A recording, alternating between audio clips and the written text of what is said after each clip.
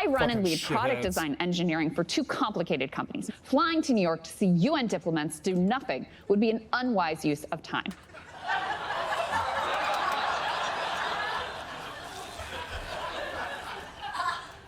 I'm sorry, Jeffrey, could you make it a little more obvious for your friend? To which Jeffrey Epstein replies, "Do you think I am retarded? Just kidding. There is no one over 25 and all very cute." What the f***? We've all had that friend. Why would I go to the bathroom with you to go skiing? Skiing is an outdoor sport requiring a mountain and equipment and... Oh, I see. Now, another big name in the files is Commerce Secretary Howard Lutnick, which in itself is not big news because since Lutnick admitted that he met Epstein in 2005 and then said he immediately cut off all contact. You know what? Let me let him tell the story. I say to him, massage table in the middle of your house? How often you have a massage? And he says, every day. And then he gets weirdly close to me. Ooh. And he says, and the right kind of massage.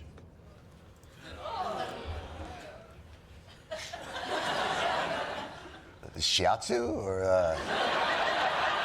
like a deep tissue or a lomi? His dick. I'm sorry. It's about. I apologize. It's okay. Yeah. He's talking about a dick massage. Go to the bathroom to go skiing. Okay, dick massage. Understood. Carry on with the story. And in the 6 or 8 steps it takes to get from his house to my house. Wait a second. Hold on. You live 6 steps from Jeffrey Epstein? 6 steps. Jeffrey Epstein's house was 6 steps. That's how up housing is in New York City. Even billionaires don't get to live more than 6 steps away from each other. Imagine how the rest of us live in this habit trail hellhole. I'm sorry. Anyway, carry on. And in the 6 or 8 steps it takes to get from his house to my house, my wife and I decided that I will never be in the room with that disgusting person ever again. Oh, yeah, I'm sure. Yeah, no.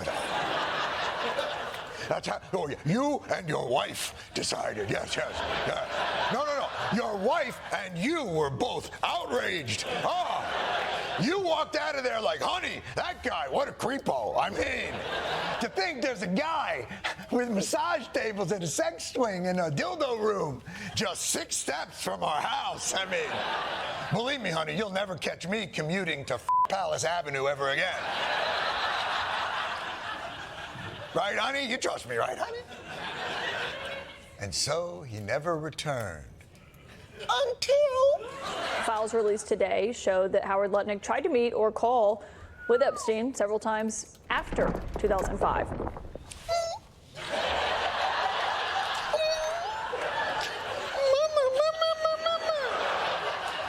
Yes, Jeffrey, it's me, Howard Lutnick. I'm on your stoop right now. I just want to remind you, sir, I am disgusted and appalled and have a tremendous amount of tension in my trapezius muscle.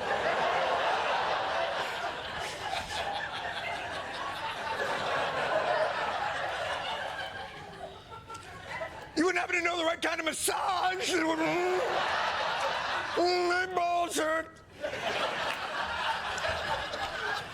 My one-man show called Lutnick on the Stoop. By the way, it wasn't just Republicans in this email dump. You had Bill Clinton, pictures having his cake and ogling it too. Economist Larry Summers, seeing if someone was available to rub his Phillips curve. Look it up. And Bill Gates apparently getting gonorrhea from a Russian hooker. Allegedly. Yeah, f***ing true. God damn it, Clippy! Not now! Clippy!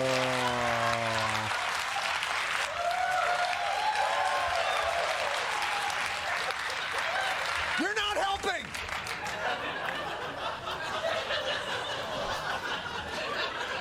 f***ing Clippy.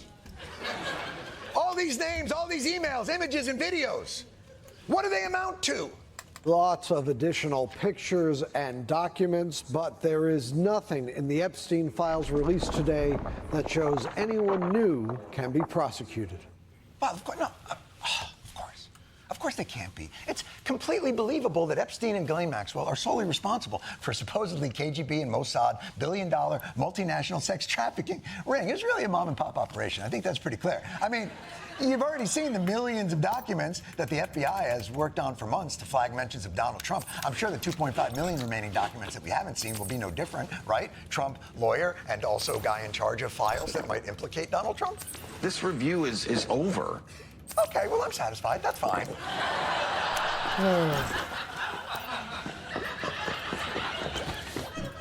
No further questions? Look, man, we always knew that the people at DOJ releasing these documents weren't on a fact-finding mission. They were running interference. And the guy they're running interference for seems very satisfied with these results. I didn't see it myself, but I was told by some very important people that Not only does it absolve me, it's the opposite of what people were hoping, the radical left. Oh, I'm totally Radical innocent. Look at left. me. Do I look like the kind of a guy who would fly around on a billionaire sex plane?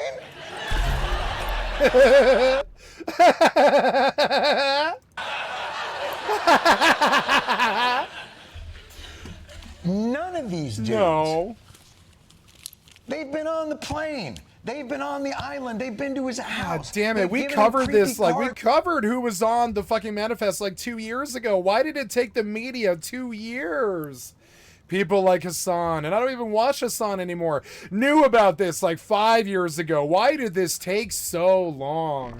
Pubic hair. It's They've because been accused at every single turn, these rich piece of shit criminals fucking throw a smoke bomb or whatever the fuck it is for the DOJ and resist at every turn. That's what they spend all the money on, a multitude of women of a multitude of wrongdoings, and nothing has happened to any of them. Any of them. Any I'm of them. fucking sick of it. I don't want to kill them myself. Oh, except Prince Andrew. Oh, Prince Andrew, stripped of the title Prince. Ooh, such a penalty. Now it's just Andrew Mountbatten Windsor. Ooh, one more time, buddy, and you'll be busted down to Andy Mountbatten Windsor. I gotta be honest. I'm just not sure anybody is going to be held accountable for any of this. Have nothing to do with Jeffrey Epstein. And in fact, if you look at the DOJ, they announced, they released 3 million pages. It's like this is all they're supposed to be doing. And frankly, the DOJ, I think, should just say, we have other things to do. And boy, does the DOJ have other things. What? Like what? Attack Venezuela? You don't do shit. You've never passed a law. You've never done any policy. Looking into this decades-long sex trafficking network for the rich and powerful is stopping the DOJ from getting the people who really deserve to be punished. If you are here illegally, you gotta go. Why? Because you're breaking the law. No one is above the law. This creates a two-tiered system. There's no accountability, there's no enforcement. It breeds fraud and crime and all of the other problems that come. I want sanctuary city policy to end. What? Fucking white people sucking dick. Pieces of shit. You make my race look bad. I hate you so much. Fucking piece of shit cocksucker Republicans. I hate you so much. But yeah, no, you're right. We got to end the two-tiered system of accountability. And to quote Lindsey Graham there, sanctuary city policies have to end.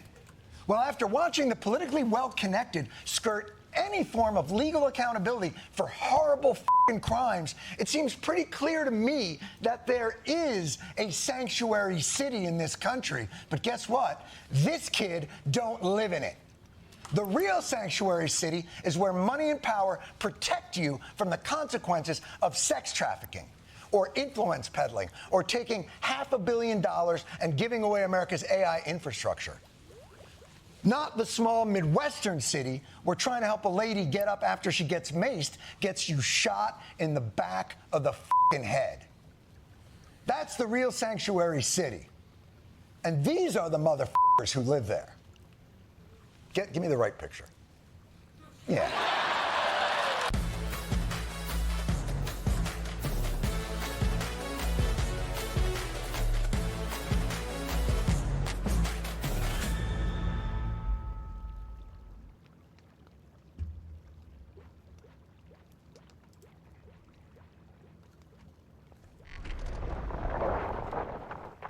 An apology and farewell. No one. No one?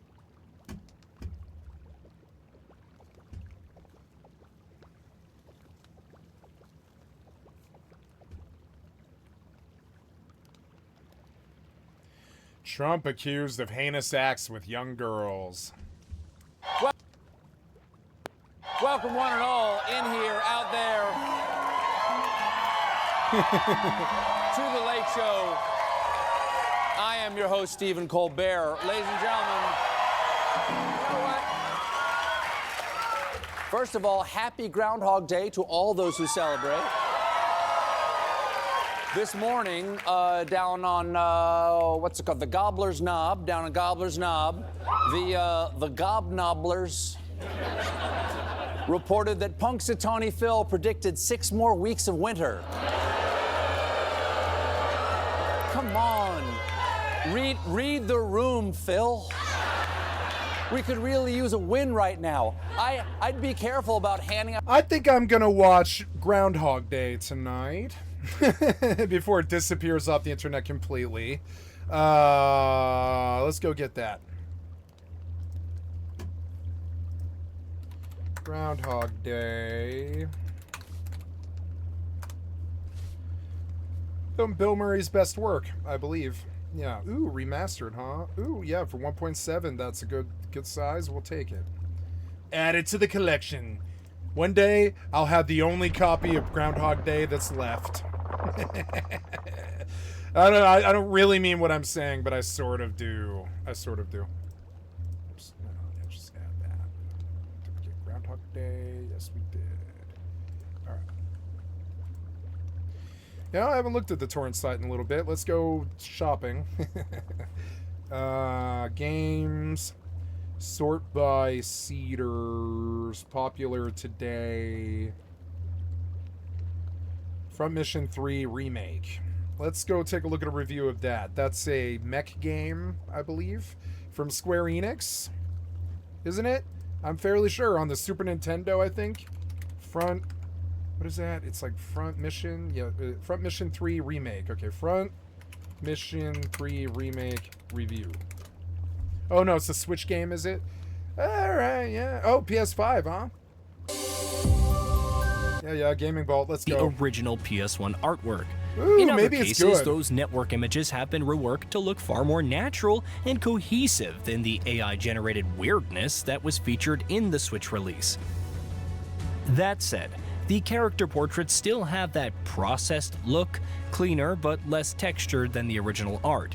For old-school pixel art fans like myself, a portrait toggle, or better yet, a full graphical toggle, would have been ideal. The new 3D backgrounds are... you know, I'd probably more likely play Zone of the Enders before I play this, unfortunately. Wolf Quest Anniversary Edition. Plimbo, Millennium Dreams, Sicaria Pinball, Don't Stop Girly Pop, Barony, version 5 plus all DLCs, R.I.P., Rainbow Gate, Fantasy Light, Micro Civilization, Sinspire, Von Garland Castle, Tunguska, The Planet Crafter, Vagrus, Dead Zone Rogue, Monsters Are Coming, Mr. Prepper, There Are No Orcs, Swordhaven, The Bloodline. Been meaning to grab The Bloodline. Is this really 18 gigs? Isn't that a procedurally generated game?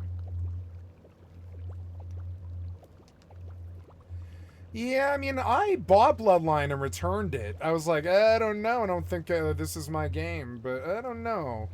Let's go back and look at that, too. I don't know. Has it improved? The graphics weren't good. They were, like, surrounded.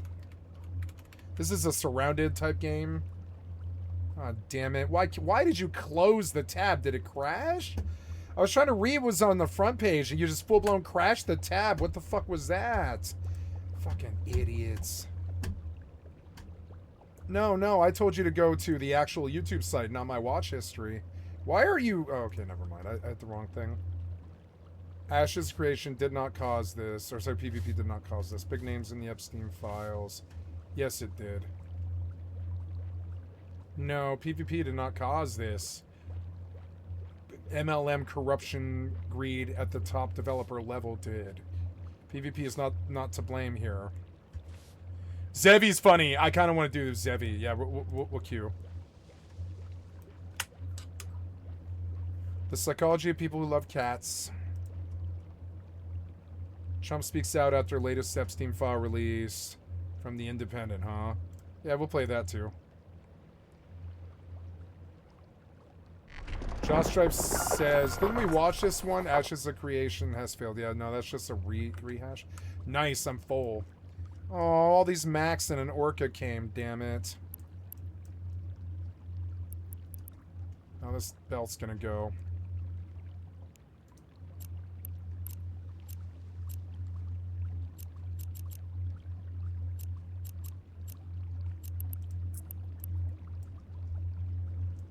Warp drive active. You're not shopping?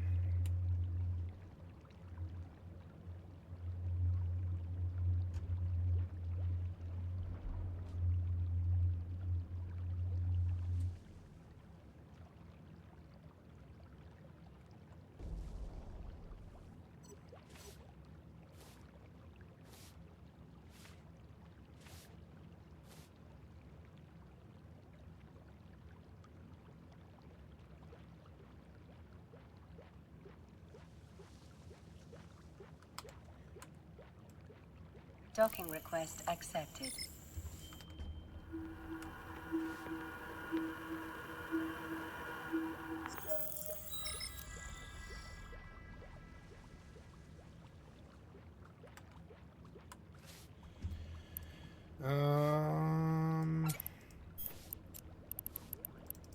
No, I don't want to reprocess, no.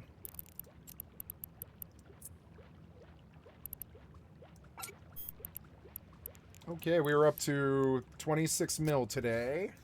Well, more than that. No, I'm up at 100 mil today or something. Like 80 mil. Oh, no. I am at 2,180,000,000 today. No. It was 1,900,000,000 and 30. Yeah, 1,930,000,000. Pretty good, I gotta say. It feels a little warm in here, like I have the heater too high. I'm gonna drop it down. 68 again. Doesn't this feel a little warm? Yeah. I'll put you down to 60. There we go.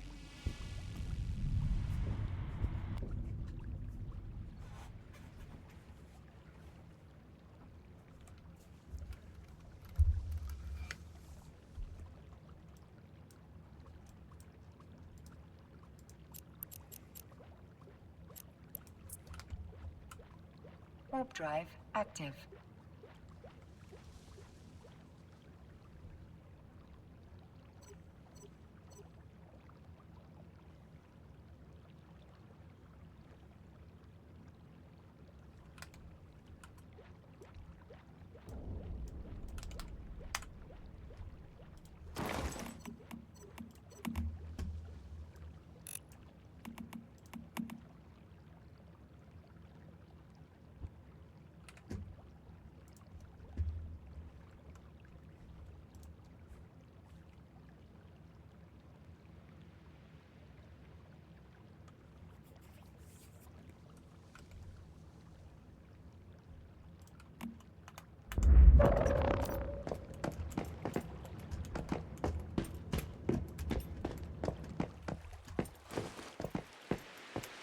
As soon as I come in the stone house, this sound goes completely away. I don't need a door, which is awesome. I should pick it. I should get that silver every time. That silver is actually really valuable.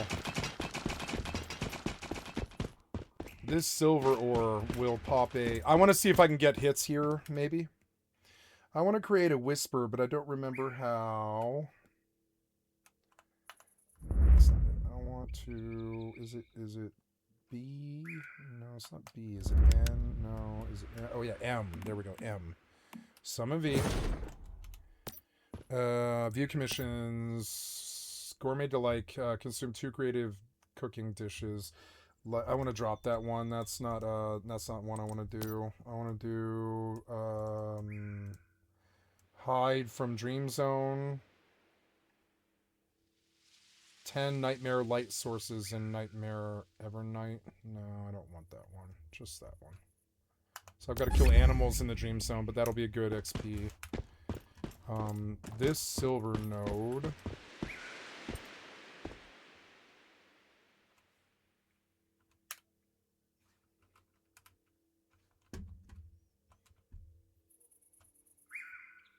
How do I do it? It's, what did I just do? It was M. Yeah, M. Whisper.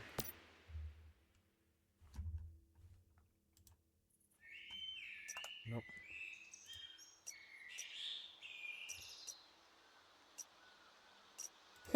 That's a good picture. Yeah.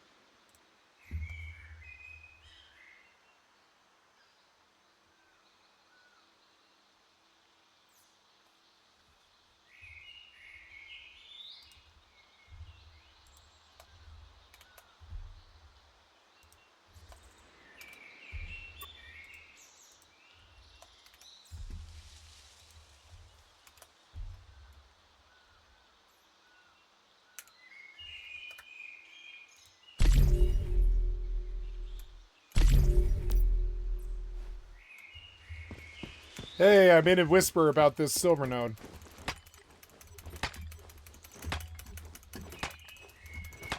There, see? No, it does, This silver node drucks Digby boys.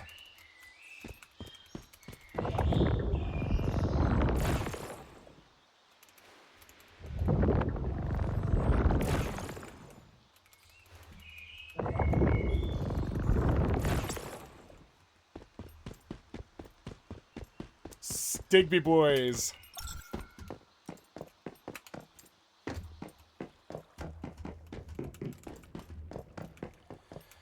Alright, this thing is good, that thing's good, those two things are good, so I have extra ones. I want to expand memetics, but I don't think I can. Oh, I got 16 points, I guess maybe I can. How do you expand memetics? What chart is that?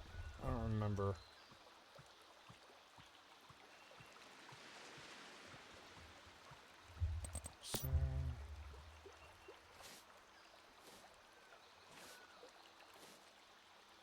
Oh, secure unit expansion 1. I wouldn't mind, yeah, cooking stuff now, because I am kind of a cook, yeah. It is a way to get XP, definitely. 4 points left. I want expansion 2, but I don't know where it is. It's way down there. It'll take 7 and 2,000. So I would prefer to save and just buy through to it. Like next level when I hit 17. Journey complete. Nice. That's good. Unlock tech, air drying. Combat crafting. Oh, equip any armor mod. That's something I didn't even know I could do. I forgot you could do. Well, I knew, but I just forgot. I fucking forgot. Anything at all? No, I don't have any armor mods yet, I don't think.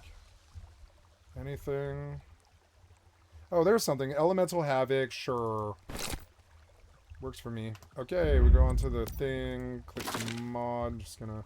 Can I drag a bar down to go faster? This one wouldn't let me mod anything. I guess the slots are specific, apparently.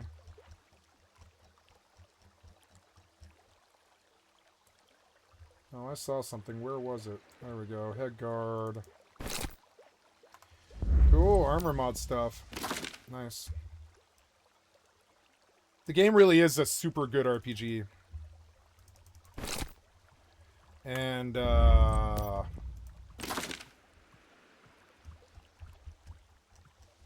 right away, huh? Yeah, crit boost. Ooh, crit boost is good. I like her cute little feet. They're like cute. Cute little feet.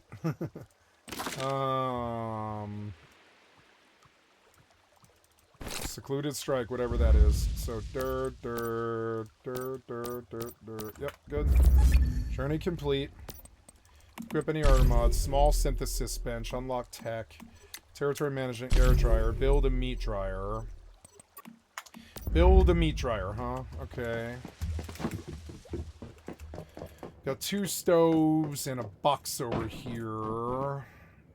Did I put the box there? No, that's part of the recycler, I guess. Oops, yeah, nothing to scrap. Oh, do I have extra weapons? Yes, I do. I'll scrap that. Armor, gear mods, like not, armor mods for top. No, you say I have a, oh, head guard. Yeah, head guard is what I used. Okay. So now I don't want to destroy any mods. I like mods. Can I?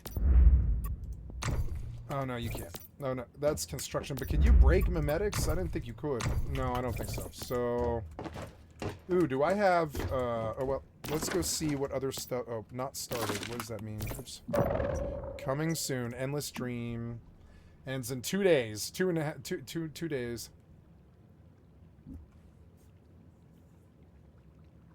Each let me clear a dream zone.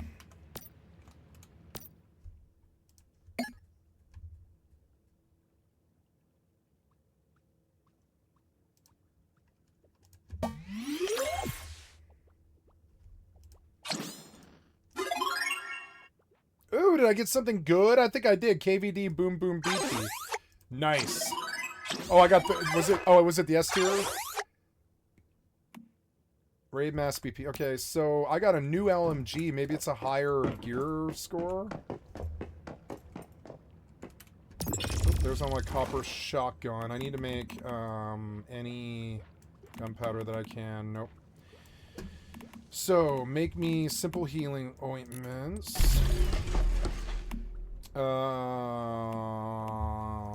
Jump boosters and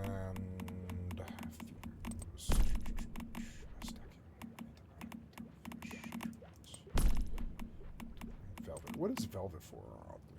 Oh, cold proof. Okay. So, I am in here to make a new LMG because I pulled like a new BP. Rocket launcher. I'll probably rock that when I can actually make one. Can I make a tier 1? Oh, I can. No, all it takes is gunpowder? Oh, yeah, but I don't have acid. I can't make fucking rockets. Conflicting memories, BP, tier 1, tier 2. I have everything but the standard parts.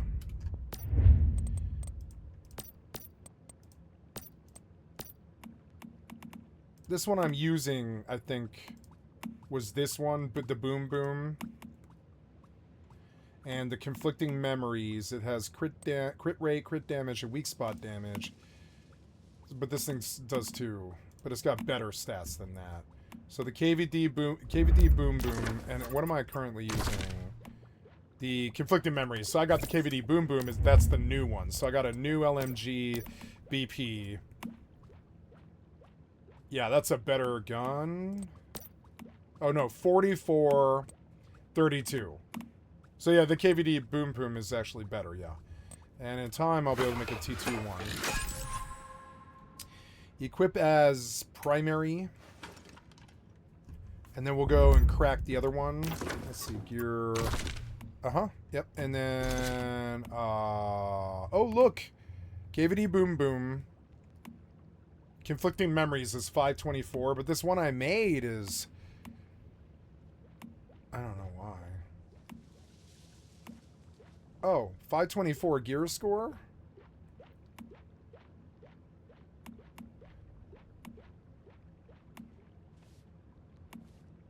But it has more damage. Oh, because of the fire rate.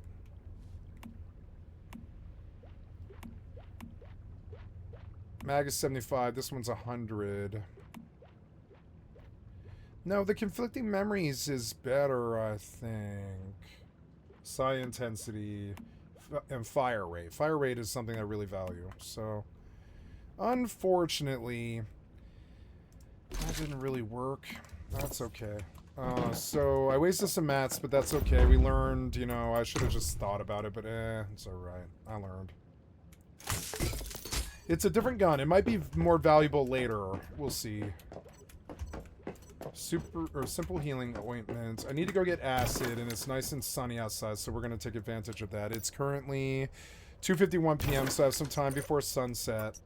I'm going to go out and jump to my camp. Damn it, you DC'd me again. God damn, I hate the 8-minute fucking disconnect. Fucking so annoying.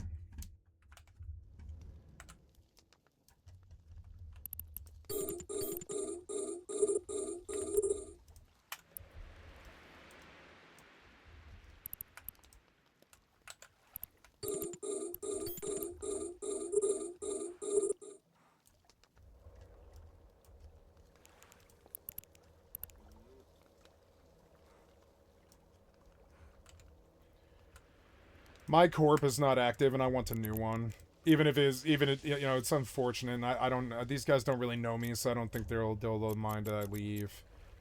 But yeah, I'm looking for an actual active corp with active mining ops.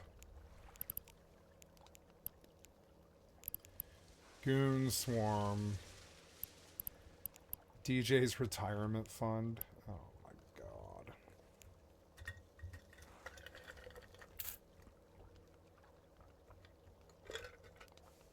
I was in a top 5 corp. Absolute glory. They actually ended up being really, really big. But Goon Swarm is like 6 times the size of them. I would never join Goon. But I would join Fraternity. Alliance -50. What does that mean? What the fuck was that? Somebody's here doing the thing.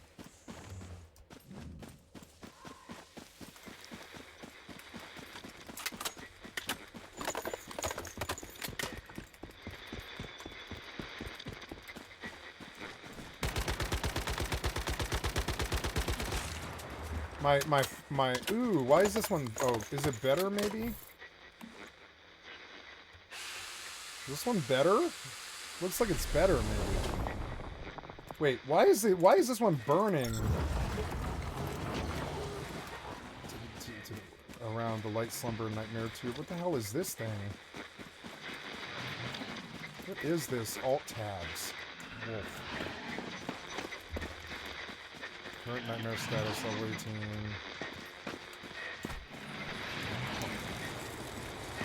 Hello.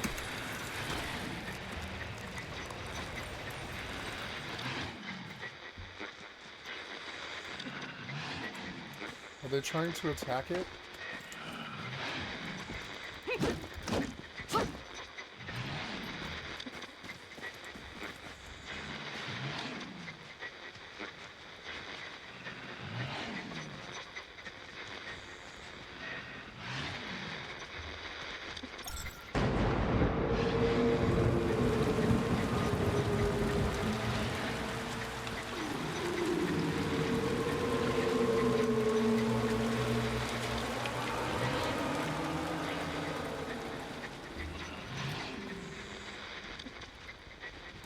is that?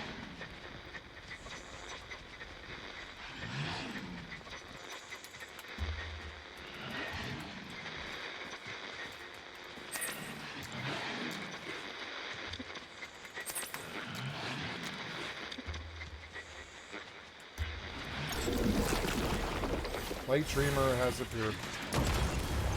Nightmare dispelled. Whatever loot should go to you. You were here first.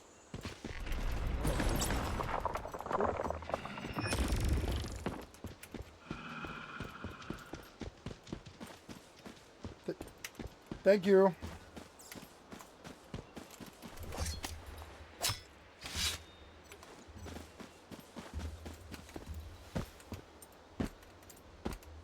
I am trying to do this monument, and I think they just dispelled the storm, I guess?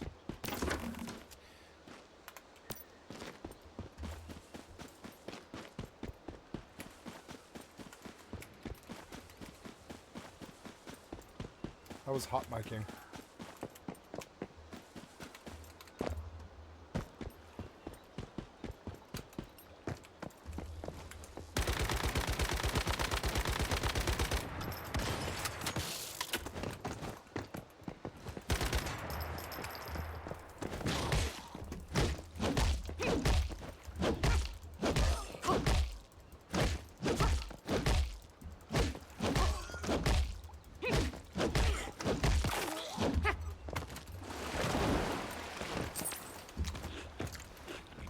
Love having a lot of heals for no weight.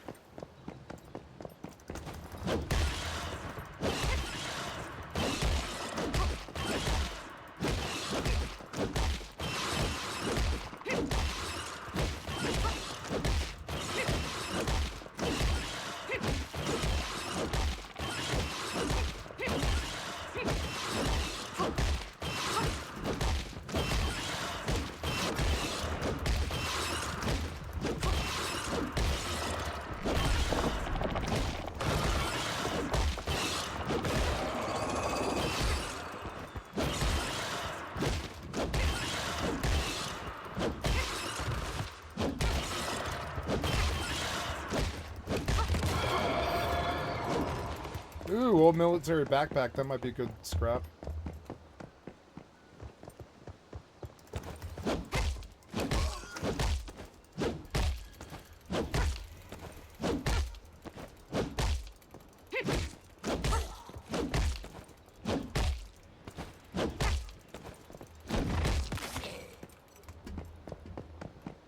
I should upgrade my torch. They used to let you upgrade stuff, but now they don't anymore. Which is dumb. I actually really liked upgrading. They let you, like, put mods and stuff in, but they don't let you, like, upgrade at the bench, I don't think. Maybe they do. But they moved it to, I don't know. But they might have moved it to T2 bench. I don't know. I don't know what they did. I can't reach that one. Maybe I can reach this one. Yeah.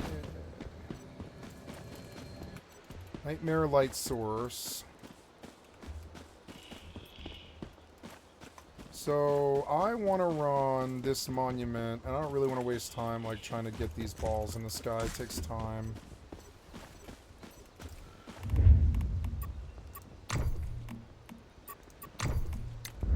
I don't know. I could do it. It's not that hard to do this. I'll get fast at it.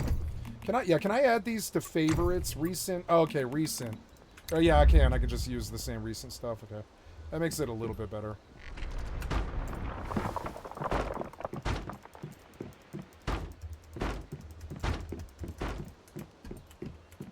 That should be enough to get the balls. God damn it. I don't like how you do the drop thing. It's stupid.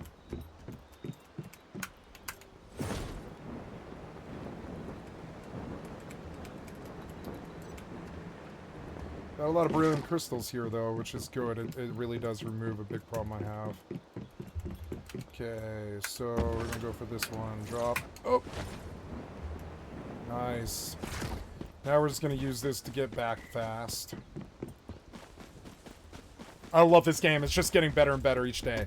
I like this game more than Rust. It has more stuff to do. If you want, you can play Raid Zone, you know, and fight other people. I'm waiting for the next wipe, though. And I'll start on a bi-weekly. And I'll keep a really small base somewhere really far. Just cram, like, 8 boxes on top of each other.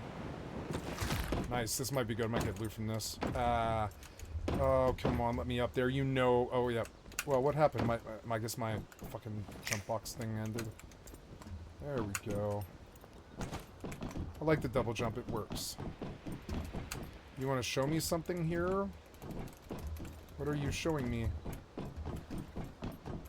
Okay. Oh yeah, I have like a ninja. I totally fucking forgot about that. And I also have a teleport and I need to use it more. Oh, there's a box.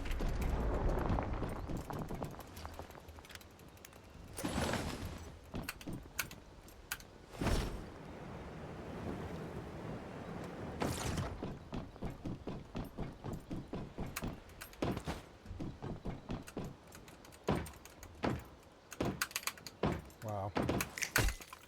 It's only 30 seconds. That's kind of expensive. But it does get you stuff. I like the Stardust drink better. I wonder if you can produce that somehow. So, this guy was saying that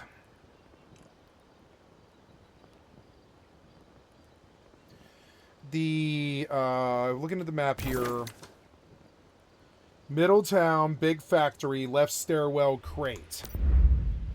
Big factory, which is, I guess, yeah, Middletown is going to be that guy. Middle of the town, there's a big factory. Left is the stairwell. It goes to the crate. Oops. Get over this fucking fence.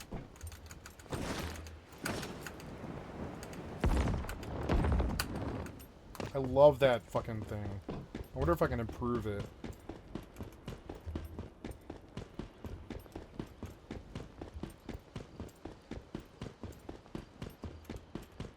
Left stairwell. I see it.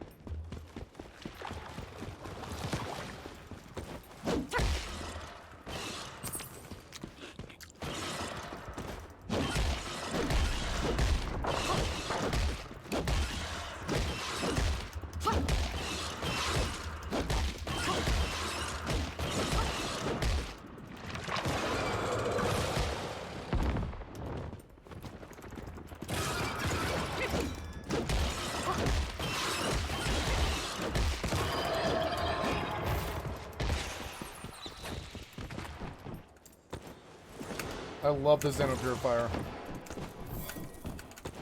It makes really nasty mobs fucking easy.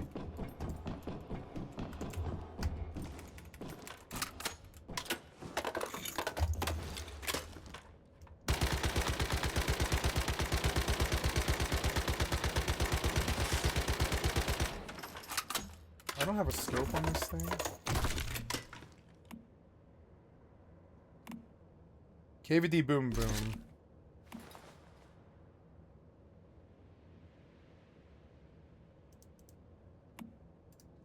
So I broke mine. I broke my old weapon that I was using, but that's okay.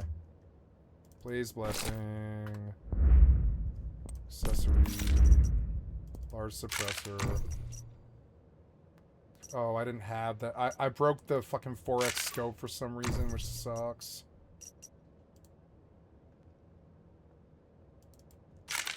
Tactical flashlight, and yeah. So, I don't care though. It doesn't really matter. Oh, I like this one more. I like this a lot more than that scope anyways, so better.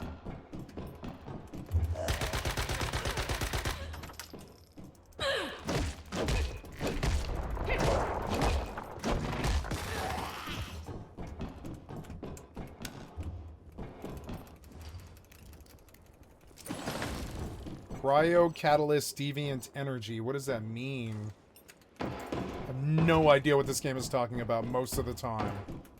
I like that, but it's also a little irking. It's like, what are you talking about? Some kind of frost thing, but I have no idea for what. A weapon?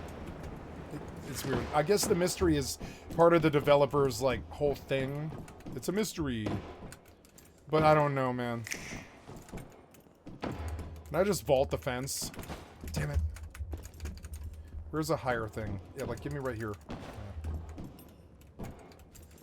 Yeah. Damn it. Fucking so annoying.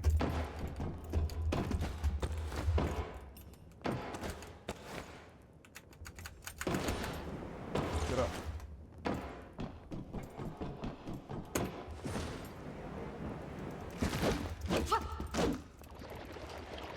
Mystical crate is good. Come on, acid. Scout set frag 10. What is a scout set frag? What the fuck is that? What even is it? I don't even know. What is a scout set frag? What is that? Oh my god. Is it like gear? It must be gear. It's like a gear variation or something. Each seed of grace is a fragment of the exile progeny of the heavens. When you swallow it, you are no longer human. You are no longer merely human. But okay, so, but what does it do? I don't know. I have no idea what it does. Who cares? It's so weird and dumb. I have no idea. I don't care.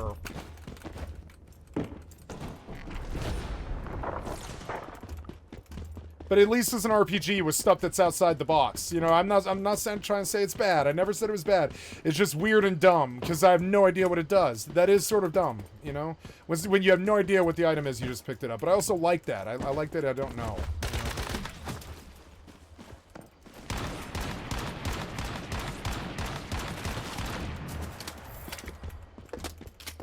Rather just torch fight them, I think.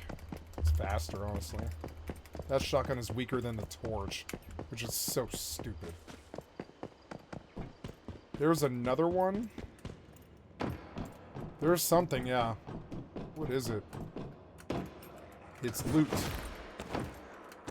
Ooh, two things. Ooh, some kind of red dumpster. Crit amplifier survival level 9. What the fuck is that? Is it a mod?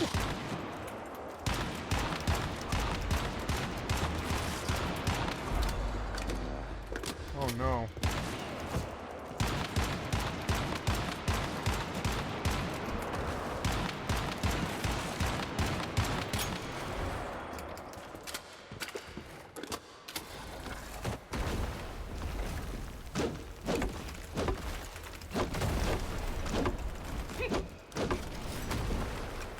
Move!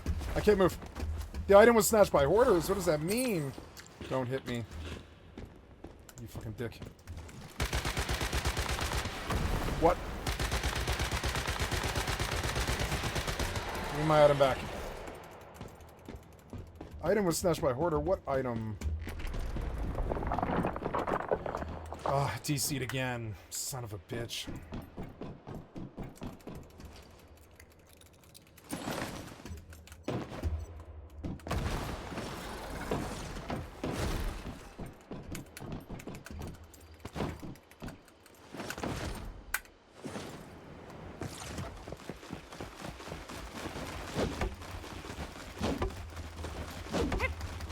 Are they running away?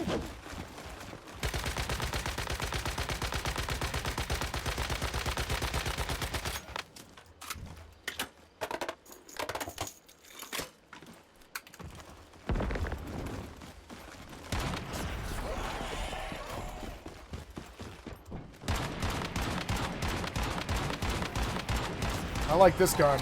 This gun's really good. Fuck was that? Ah!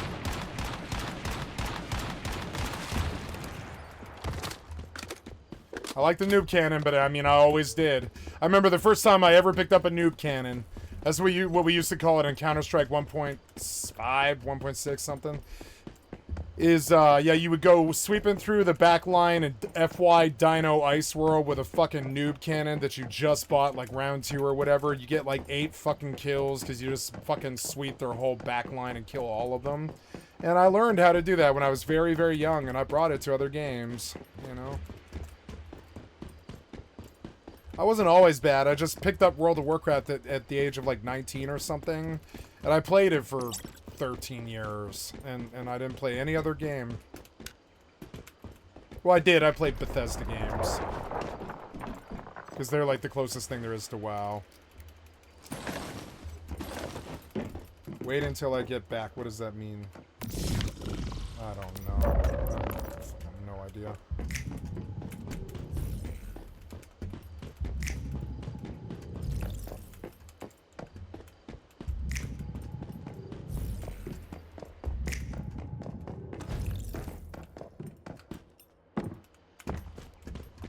This game plays better than Arc Raiders does. Arc Raiders is too clunky. They've got to fix it. I would honestly rather play this game than Arc Raiders. I know I would. Which is weird. I don't think they're really the same game at all. But they have the same sort of premise. Like, sweep through. Maybe you join somebody. Maybe you fight somebody. But either way, it's like, you know, you sweep through. You don't know what's going to happen. It's got that Rust feel. And you could get robbed. Like, I'm not on a PvP server. But, I mean, you could get robbed if you're on a PvP server. So did I finish this place? I did. I completed this place, and it gave me a reward for doing so. And we're done here. Hopefully I got enough mats to make whatever it is I wanted to make. I don't remember. Oh, I'm after a solar panel. Maybe I can make it now. I don't know. Where am I? Oh, good. I'm still mining.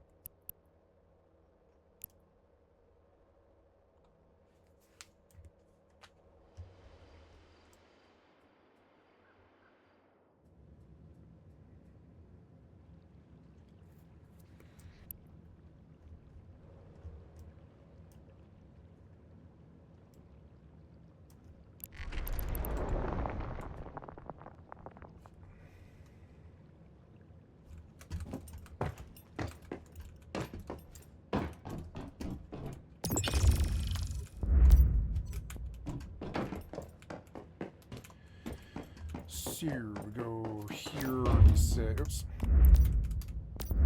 Recycle. I didn't get what I needed, but I got some acid and some all-purpose plastic, which is good, but still not enough. We cleared a whole monument too. Which one was that? It was like... Is it that one? No, it's not Junkyard. It was... I cleared Sutherland Chemical Plant, which was level 20, and it was easy. I think I'd like to go to something higher that pays better.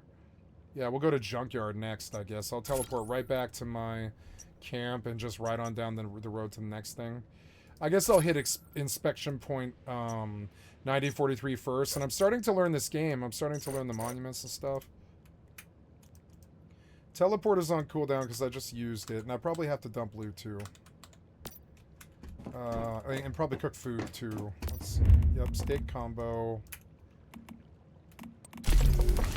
Fruit tea. Sanity corruption. Oh, wow. Yeah, that's real good. Ooh, sanity corruption capsules. Those are good. Go sell those to the vendor. Boil water makes acid, or not acid, but it makes, what's it called? Spoil food. So you want wood? Okay, you want wood for sanity corruption capsules. We could do that to pass some time. Chop some wood. I'm gonna hit that silver node.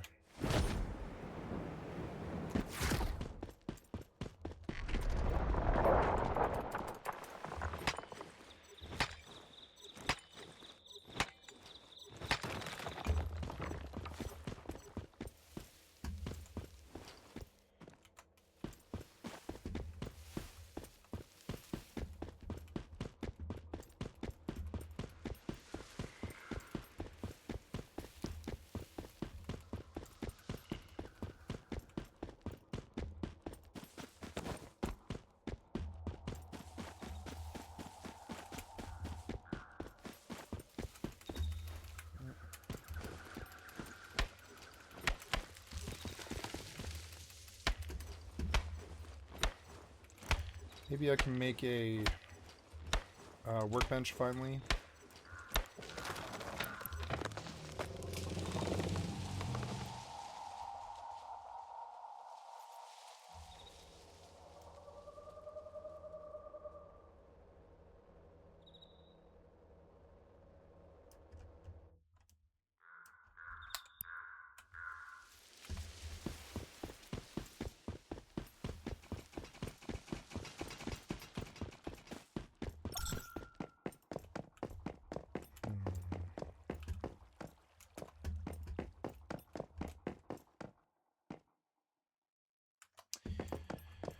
Chop more trees, I guess.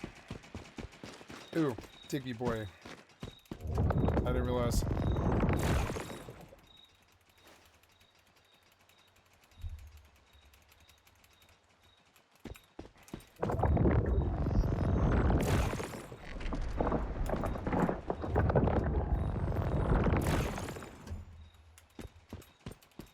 It's a Digby boy emerald. Aw.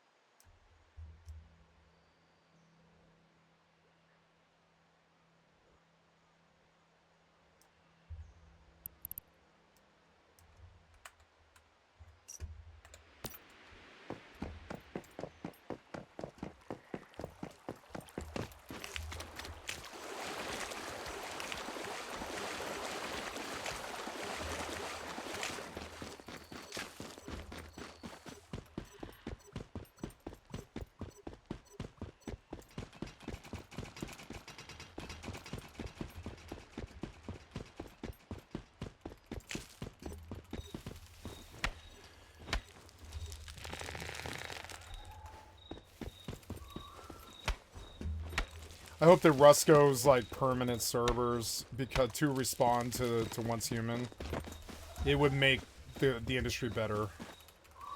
Rust has made some crucial fuck-ups that really did affect the survival scene because they are the best game there, but they definitely did not handle it correctly at all.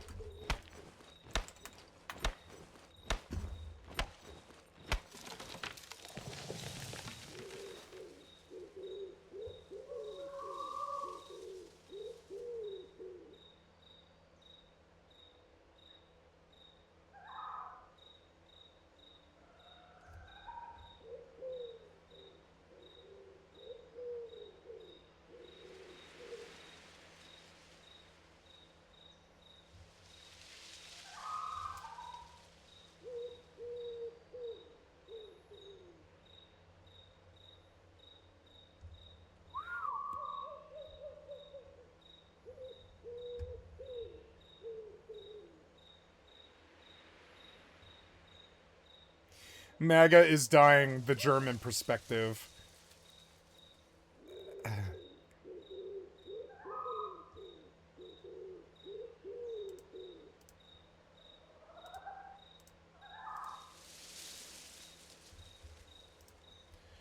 Mission 3. Oh yeah, I came to YouTube to look at the Bloodline review.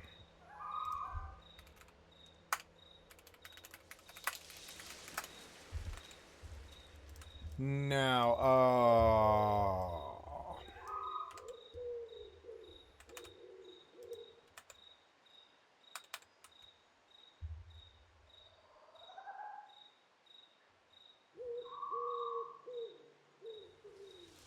near perfect. Oh! What did I do? What have I done? Hold off the Unforgiven until the ritual is complete? What are the Unforgiven? Oh! Well, hey, I'm always, and by always I mean sporadically, streaming over on Twitch for those of you that didn't know. And I've got a Patreon for exclusive content if you'd like to help. Why do you look like that fucking character that was on Space Ghost? Support the channels. Anyway. I've seen a ton of people who look like this too. Casual Kev do it. Okay, I'll like and sub. You look like Brack? Was his name Brack? You look like fucking Brack. You don't look good. Back to the... Was it Brax or something? Brack or Brax or something? The annoying voice from Space Ghost. He was so annoying. His voice was so annoying. I was born in Space Ghost. That's something I should definitely have. We're gonna go get that like pretty much immediately. How big is this game? It's 18 gigs. It's like procedurally generated and cell shaded. Why is it 18 gigs? 129th era. I'm beautiful. Just show the combat. Ouch, dude, that stupid guy. Projectiles? Are you kidding me right now? I have to survive a goblin ambush. I need to eat food. Run, dude, run. If I can run fast enough, I might be able to kite these guys. Whoa, dude, they're so freaking fast. Maybe I can eat real quick. Eat. Oh, ooh, that is tasty. I think I just ate nails. Come on. Oh, dude. Freaking goblins. Running as fast as I can to get away from me. Oh, ouch. I'm bleeding to death. I need apples. Rabbit, I will destroy you when you get to the edge of the map. Get over here.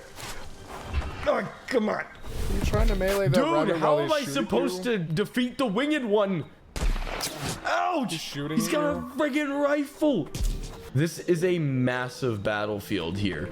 Like, I don't know, is this game just open world or am I just mindlessly running? Oh, never mind. Leave to the overworld here. I gotta figure out what I gotta do. Like I haven't even had any human. I gotta get to the village, man. I gotta get to the village. Oh my gosh, it's beautiful. But can I kill oh my gosh, I think the game would let me kill everybody. So where is does nobody actually own any of these houses? Alright, okay, you can like bomb people out of the way. Oh, hello, goodbye. Come over here, hello, goodbye. What is this? Goblet? Let's go see how much this is on the stream. I think I will put the Bloodline on the fucking... You know, I didn't like the graphics when I first looked at the Bloodline, but I've got a more open mind about that now. Total Tank Simulator, Astro Colony. I don't know. This developer... Is that a slingshot? No, it's a bow. The bow and arrow looks good.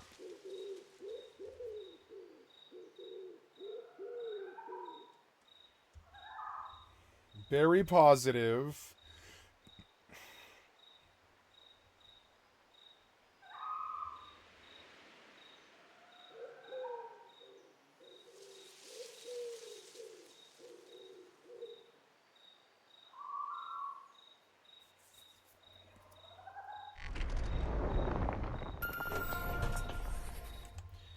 Oh my god, I'm full again. I made so much money today.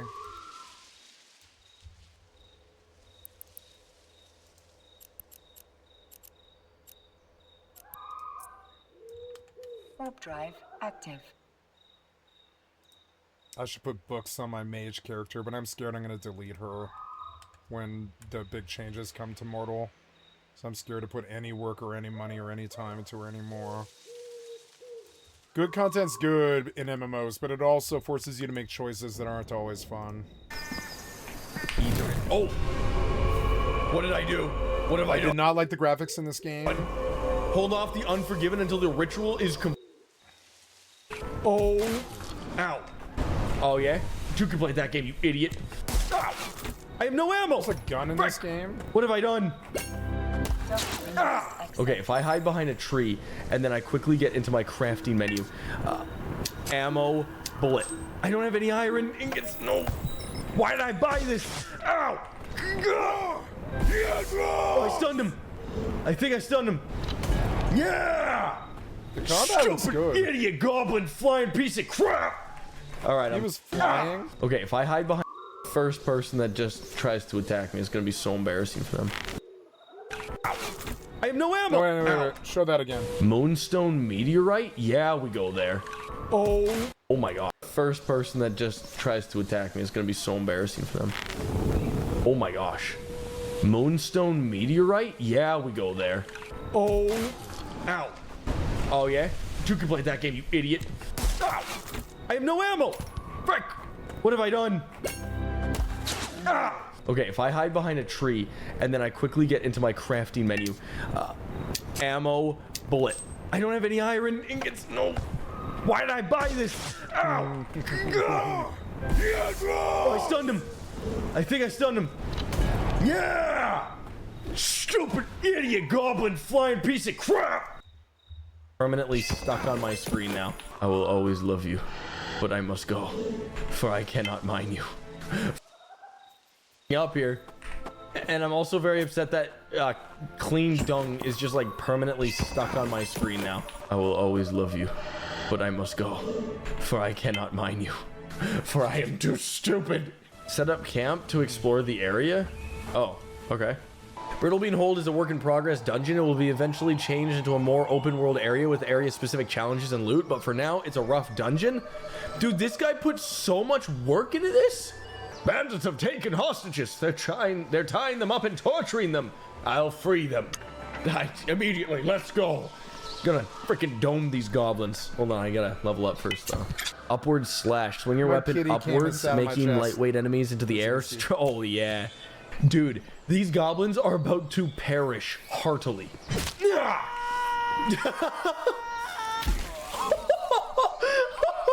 Oh, that's fun. For you, dude. That is so awesome. Fireball. Swap builds. Hit them in the air. Wait, you were up there. I didn't. Okay. You're fine. You're fine. You will be free soon. Freeing all of the villagers and getting all of the mining. Oh no. What are we gonna? Oh, yep. Okay, hold on. We swap to the magic. We put it here. And then we do fireball. And then we freaking hit the meteor into the guy. And we swap to this. We punt him in the air.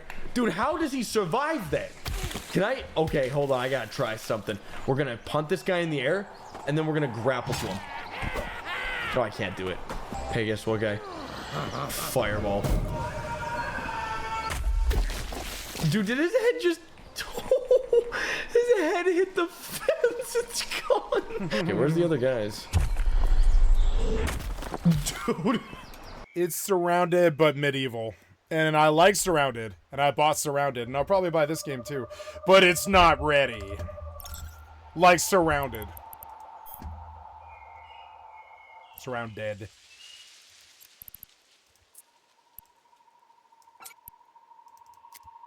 I like Surrounded. It's a good game. Are you okay? He's dead. He's not dead. He's not dead. Oh, this guy's funny. Oh, frick, what have I done? Skill learned? Oh, it's a skill. Oh, he's like censoring himself. What happened here? Why are we... What?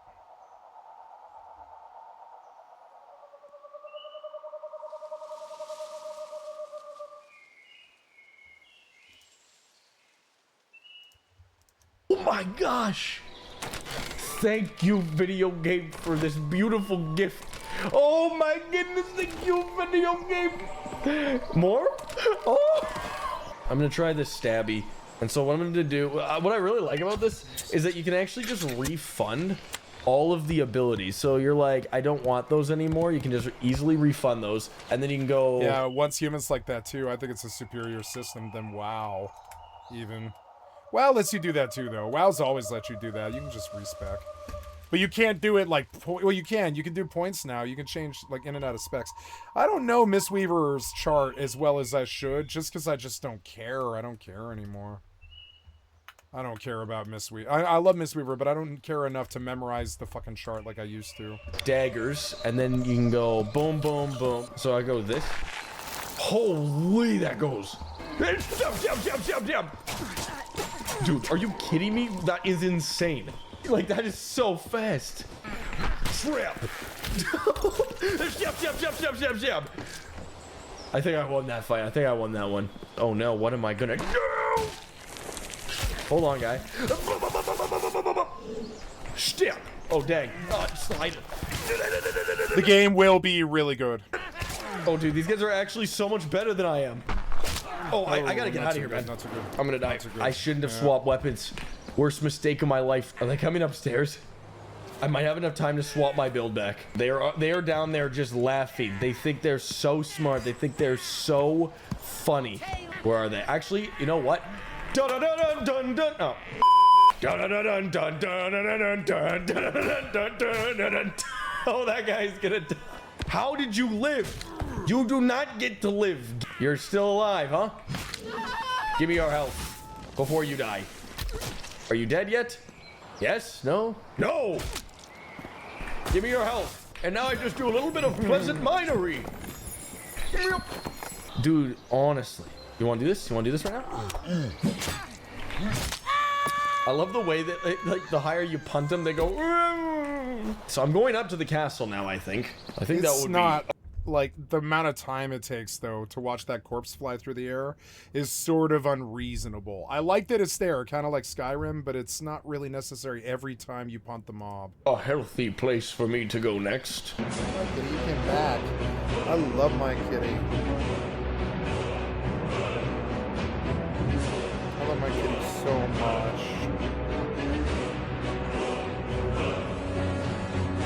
Let's watch his Lort video. I think we already watched his Lort video. Maybe. Do it. It's a half pipe. It's a. Do it. Oh, per. All the items, so now I can go back with everything. Healing flask charges to 2, more healing shrines, free chests appear. And I wonder if I should mic my cat. Let's see. You guys hear that?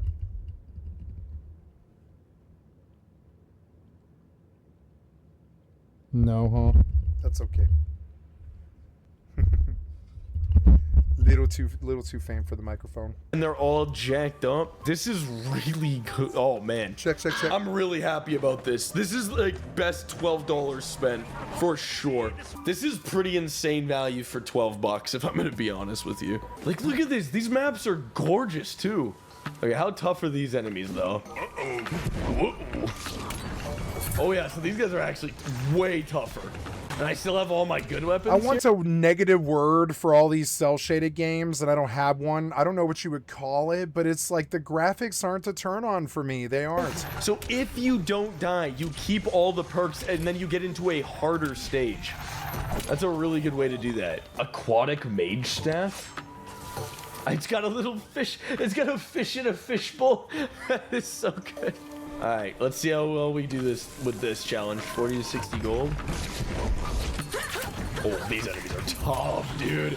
These enemies are way tougher. Look how little damage this staff does to these guys, man. Oh, that's brutal.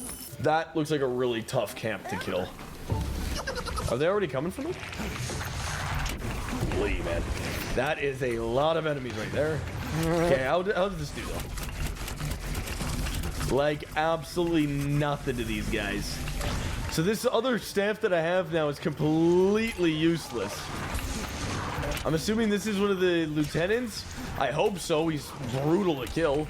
Is that all of them or no? There's. So he's putting he's not actually doing this commentary while he plays the game. He's editing and putting his voice over it.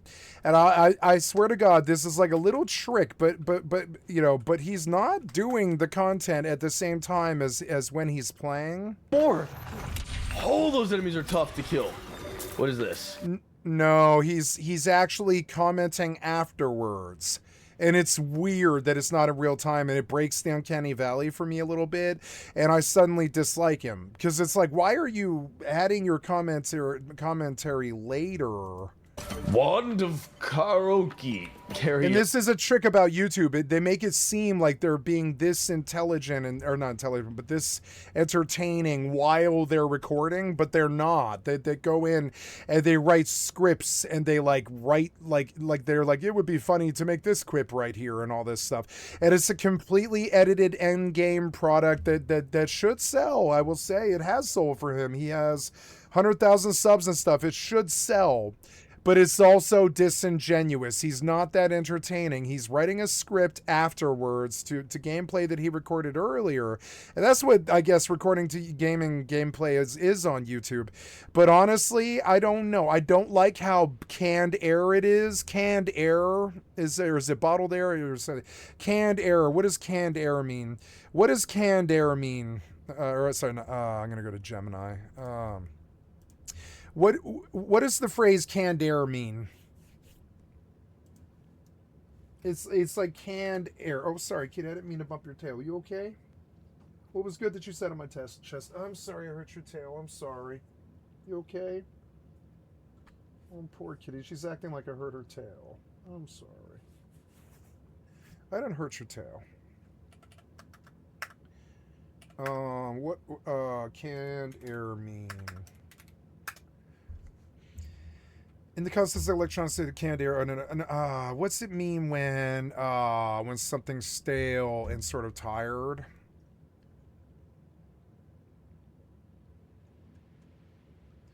I'm trying to think of a phrase that's not canned air, but is something close to it that means that something is sort of tired and old and played out. No, not...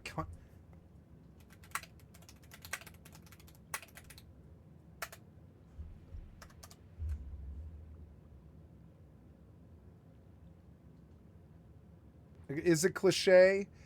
Thin air, hot air. Hot air, I guess. It's like... It's not stale, it's just disingenuous. It's like disingenuous. He makes out like he's doing this content real time.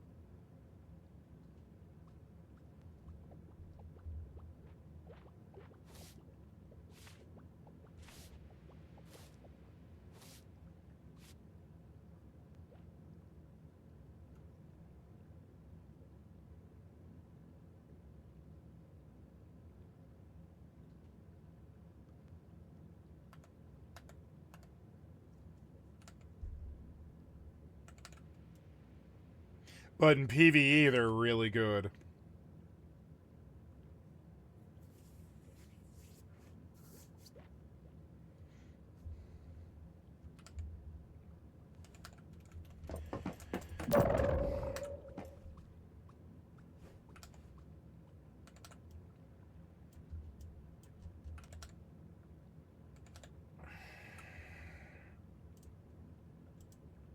Okay. Took me a second. I've got pretty good recovery for the most part. Nighttime here is, I think, going to be very difficult. It's my type of game. Oh, this is a lightning staff. Okay. Combat's good. It is like Risk of Rain, yeah. Oh, this is going to be really good now. I'm almost going to want to extract with this thing, eh? This is it. This is it for me. Or not. Okay, this is brutal. Okay, running. I like it that the night doesn't go on forever because this is really intense. There they are. Holy. That is a lot of weight. That is like 200 pounds at least on either side. The combat appears fun and appears good, kind of like Overwatch, but I think when you actually get into Bloodlines or these games like Lort and stuff, I don't know. I don't think it's that good. I think it's popcorny sort of Risk of Rain combat that seems good when you look at it, but when you're playing it, it's like, yeah, after you've done it for a while, it's sort of like, sure, it's responsive and fun and kind of arcadey, but it's sort of light combat a little bit.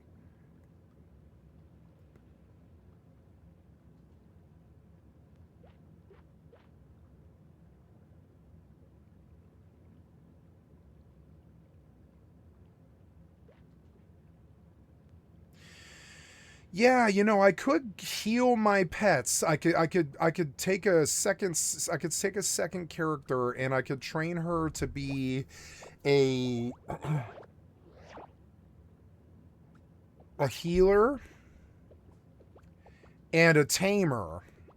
And I didn't think about this, but you can heal pets like really well too. And that might be really fun. That might be like more fun than BST, and I didn't think about that. But I don't have the stats for psych and intelligence that I should. I have enough psyche where I might be able to heal a pet fairly well. I don't know though. What do I have that I don't use? I don't know. There's nothing in my chart that I can't use. I think I want to go tamer on both characters. Maybe I should play my mage more. I don't know. I'm going to move trees. That sound is driving me crazy. I don't like the sweeping sound. I'm going to turn the sound on this game down. It's way too high. I was the only reason I had it up so high was because I was playing Raid Zone where I needed to hear if somebody was outside my base, but now I really don't need that. I don't even really need the background sound. There, that faint water is okay. I don't mind the faint water. Much better. I don't like the cuckoo sounds from the jungle. I'm sorry I subjected you guys to the sound so long. I forgot that I was playing Raid Zone. But yeah, the amount of sound this game makes is kind of intrusive a little bit. I like Lort. I like Surrounded. I like this game, Bloodline. I think they're all good, and I think the developers are good. But I don't know. I think I was raised on AAA so much so that these AA titles kind of bother me. Surrounded bothered me. I was like, this is a really, truly great game, but I can't play it. I don't know why, and that's my fear. I returned Bloodlines. I was like, I can't play this. It's not worth the $20. I don't think it is. Comfy. Another problem with these guys is they do feature creep, which is like they're way more worried about putting 5,000 features in their game rather than making 500 good. They want to put 5,000 features in their fucking game rather than making the solid 500 gameplay loop solid. And that's the problem. Like, one of the things I like about Once Human is they went shooting for 5,000 things, but they really thought about each and everything with that Asian sense of design and perfection and like completion and stuff that you see in games like old Final Fantasy games and stuff like that we don't see anymore. Like, now games are kind of rough and a bad frame rate is acceptable and bad combat's acceptable and all this shit, but for a while there, all the way up until the PlayStation 1 era, it wasn't acceptable to make games slipshod. It really wasn't, you know. Sometimes we put up with it if it's like Skyrim and stuff like this, but we don't really like slipshod, but they do design like that. And Bloodlines has 5,000 features, sure. Bloodline has 5,000 features, so does Lort and Surrounded and all this, and even, you know, what's that zombie game? The zombie game this 2D. I can't think of the fucking name. Project something. I can't remember the name of it. But all those games, they're great. But the feature creep is a real thing with them. They're way more worried about adding stuff to the game that's just another gimmick than they are about making what's already there truly fun. And then that's what I think about these games. There needs to be a word for it. It's AA. AA doesn't know how to make real AAA fun. It's kind of unfortunate. That was the problem with Outer Worlds 1 and 2. I would say Obsidian doesn't really make good games. Fallout New Vegas wasn't really their game. It wasn't their engine. It was Bethesda's, but they are good at taking other people's engines and making good games. Cooldown reduction. That's I liked, ironically, I actually really did like the combat in Avowed, but I mean, it's a single player game that isn't a sandbox. It's a linear experience. Really? You can play it like a sandbox, but it's still linear. Yeah, I'm gonna like where you're supposed to be is where you're supposed to be. It's not a sandbox. Try to kill you. Like, say what you want about Skyrim or whatever, or Oblivion, but I mean, there are sandboxes. Like, you can just do whatever you want. You don't have to go do the storyline. I don't know. But in Outer Worlds, you kind of do. Otherwise, you can't even leave the planet. Tough they're going to be, because these enemies are really... And that bothered me. It did bother me. I was like, I don't know. This isn't a real sandbox. It's like a linear experience that you can do in any order that you want to do. But it's not a sandbox. Not really. Tough as you go to each town. You clear each town. It's kind of... It's linear. So I'm assuming that they're just going to be really brutal to take down regardless. The combat was good. I thought, anyways. Park. I thought the combat in Outer Worlds was actually genuinely good because it had slow down time. But I mean, Starfield perfected that in my opinion. Way better than Outer Worlds could. Starfield's blend or Aurora is like the best that we've had shooters be since Max Payne or something like that. People don't know either. They panned Starfield horribly.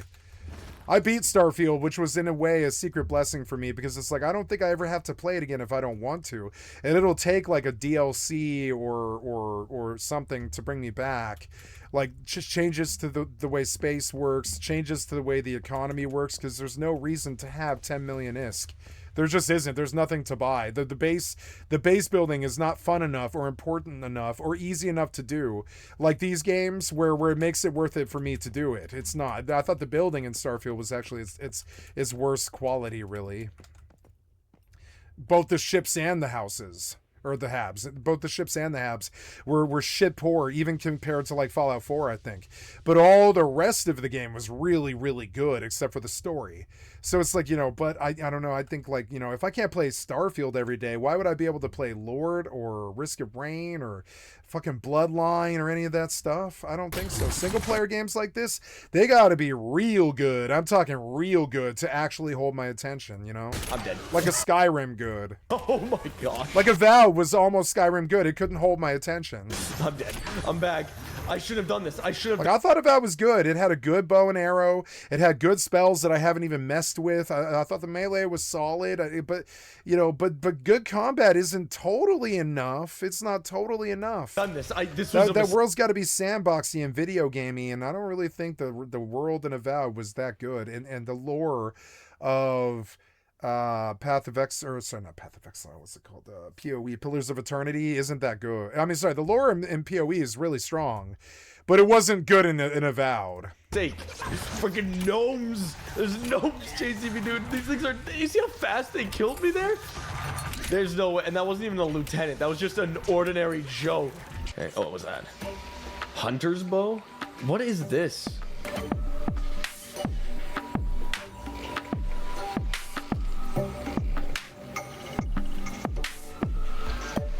I don't know why I got so into that. I was really jamming out there. I like that I can speed boost away. That's kind of nice. Yeah, that's a lot more convenient, I think. Just run all night. I'm gonna run all night to the next boss because I do not have the time for this.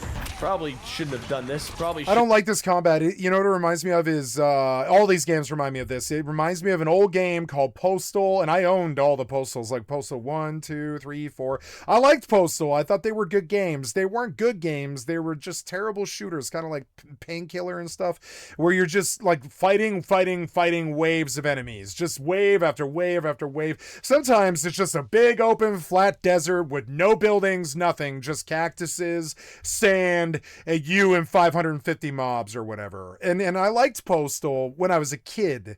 But now that I see them trying to remake Postal in an RPG engine, I'm just like, no, I already beat Postal. I don't need Postal. That's how I felt about Risk of Rain. It was like Postal, but more linear. I said, well, not linear, but well, no. Postal was way more linear. But I mean, like, you know, but you know, Risk of Rain was kind of linear, sort of.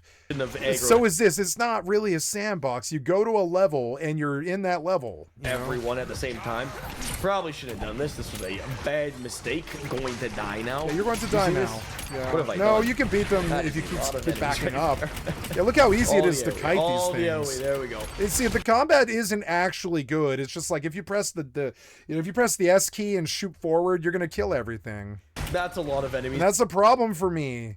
Totally. That's you know what game did this sort of stuff better was that one about King Arthur, Tainted Grail. Tainted Grail did this sort of combat way the fuck better. Of enemies. But I mean, I don't think Tainted Grail is a good game. I think it's a good world, but I don't think Tainted Grail is a good game. I think Tainted Grail 2 might be an amazing game, but I don't think Tainted Grail is that good of a game. What have I done? What have I done? For one thing, it was too dark at the start. I was like, why am I in this terrible nexus of death and crazy stuff? And I'm born in some skelly dungeon that's actually genuinely hard, kind of. And it's like, you know, not genuinely hard, but the fighting was hard for how early it was. And it was just like weird. And I was like, this is a really dark world. But when I go back and look at pictures of Tainted Grail, it looks like Skyrim. It's all bright and sunny and stuff like that. And I was like, that's not the game I played. Oh, the shamans need to die. Holy, I'm doing it. I'm actually believing in myself. I believe. But it's not hard. You just aim 3 feet in front of you and hit whatever it is. It's not really truly skilled combat. I believe. It's like throw a cleave at your feet. It's really not real combat. You're gonna have so many pickups after this, man. Oh, so many enemies. Oh my goodness. I don't find that combat fun. Do you find it fun? There we go, dude. It probably feels good. The combat looks and feels good. It looks good. Give me that. But I don't find it fun. I don't know if I would find this combat fun. Give me that. Spawn an orb of power. That sounds really good. That was a lot of enemies in one area, man. Did I kill them? Oh yeah, remember Rings of Power? It was like that wasn't even made, basically. They thought it was going to be the next things to slice bread or whatever, but they made it like 2 seasons before everybody knew. It was just a terrible show. I don't even think I killed the guy. I liked Rings of Power when I first watched it. I was like, oh, cool. Actual Lord of the Rings lore that isn't like, you know, the same 6 books like over and over again. But their sense of what the Lord of the Rings wasn't good. On the final day and I haven't killed anyone yet. Oh, that must be him. I'm sure there's so much negative shit about Rings of Power. Let's go look. Rings of Power. Rings of Power sucked. I can't believe it's in season 3. This didn't die? Rings of Power made it to season 3. How is that even possible? It was such a bad show, kind of. Rings of Power sucked. It did suck. I gotta type it into YouTube.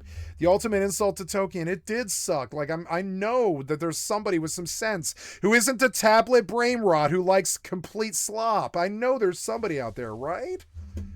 I don't know, man. Like, I kept looking for the show to be good. I watched the entire season 1, just like Fallout.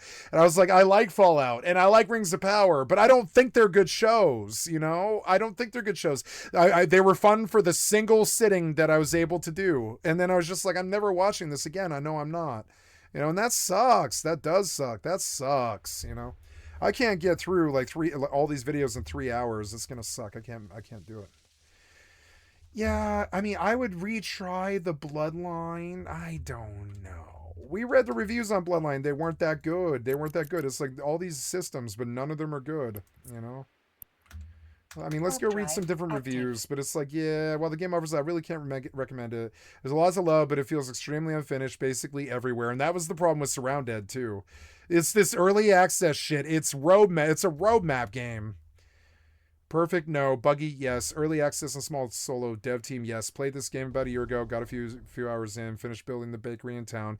Enjoyed it a lot then. Kind of forgot about it for a long time. Picked it back up. It does feel like the game has made quite a few improvements this time around. Tried it unarmed with a little cryomancy and the satisfaction of uppercutting Goblin to Mars after we both ragdoll on my ice patch because my ice walking skill is still a bit low is chef's kiss. We're playing that old game with the ball and string on a paddle, but it's a skill shot to snatch the Goblin down from his trip to Mars. Almost like Spider-Man, or when you mess up, realize you can wall run and it feels like you're an anime ninja when you do it. Afterwards, I crossed the chasm and got to kick like 6 goblins into the endless void. This all happened on my first outing at like level 3. There are bugs like the sniper where I only see black.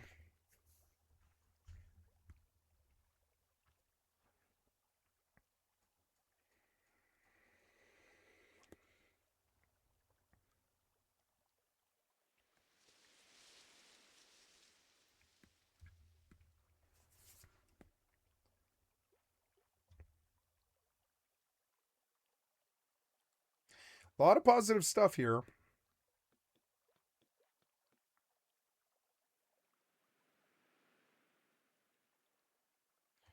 No, all these people giving positive reviews have not actually played the game. You can see it. They're these people that come through and spend 40 hours on a single player game and leave with a positive impression because they don't have good taste.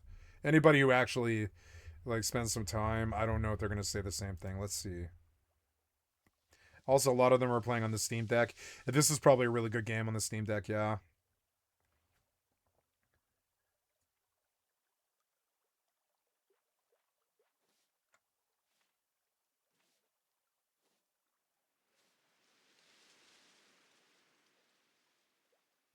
No, I'm not doing early access roadmap games anymore. It's a roadmap game. It won't go anywhere because it is a roadmap game.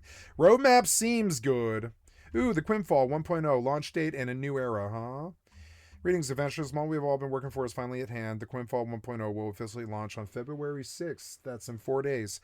This release represents a massive milestone in the journey we have taken together. After an intensive development period and the invaluable support of our community, Quinfall is now ready to move forward as a fully released world, one that will continue to grow and be supported over time. Your feedback has been the foundation of it, but I don't want you to continue to grow. I need your game to be good and then release an expansion because you're done, you know? But you are acting like early access is ending. I don't think it is. Plus, this developer, I heard done tell from Kira and all these other people, and people when I was playing the game too, he accidentally, is at least the story is, he accidentally stole some skin from the Unity store. But then he didn't take it out of the game when they caught him. Full world wipe too. So all the work I did. This is not only necessary to provide an equal starting point for all players, but also to guarantee technical capability with the renewed combat system, economic balance, and class structures. This means that everyone will begin their journey under equal conditions with the opportunity to build their legacy in the world of Quinfall from day one. So I will. But the 6th is a really unfortunate day. Dear Quinfall people, that is the Russ wipe. You know, I'm just kidding. Yeah, that's the Rust wipe, right? Yeah, that is Tuesday, Wednesday, Thursday. Well, yeah, no, I'm sorry, that's Friday. So I guess maybe I could play this. Wipe details, all existing character with character progression assets. I'm sure the community loved that.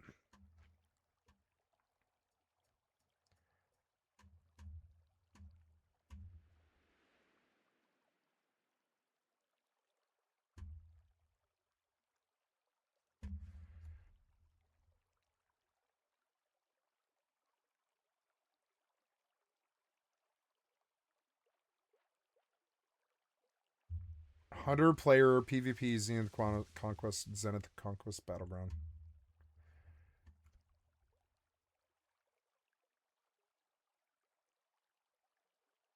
No item or XP loss. Save combat zones and cities with no item or XP loss.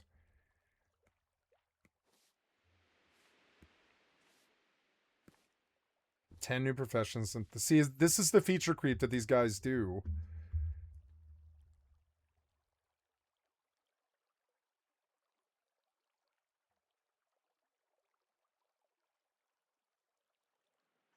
Terrain digging, shaping, painting, and underground building systems. Oh, that's, yeah, but the roadmap. See, it is a roadmap game. I mean, I already supported this roadmap game. I don't think it's good enough, but it is a game that I thought was good. You know. I'll return to the Quinfall on Friday. You know, I'll give it the swing because I believed in the game specifically because they give me boats and bases in the Quinfall. They give us boats and bases. Let's go see the Quinfall stats right now today, though. It won't be good. You know, I really don't think it's going to be good. Let's go take a look, but I don't think so.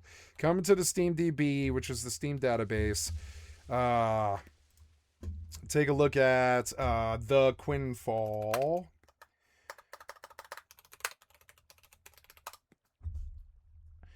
The Quinfall is $10 right now. Wow, that's cheap.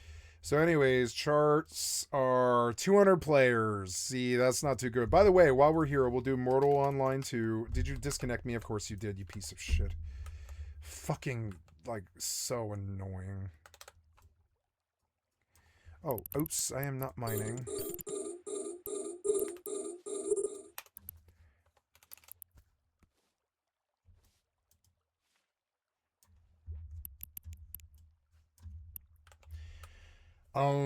Mortal Online 2, 231 on right now. 500 today, though, and that's without epics. So, yeah, the pop doubled again. 10,000 was the peak 4 years ago. Wow, people don't play this game. Yeah. It's mixed. Yeah, 60% positive and negative.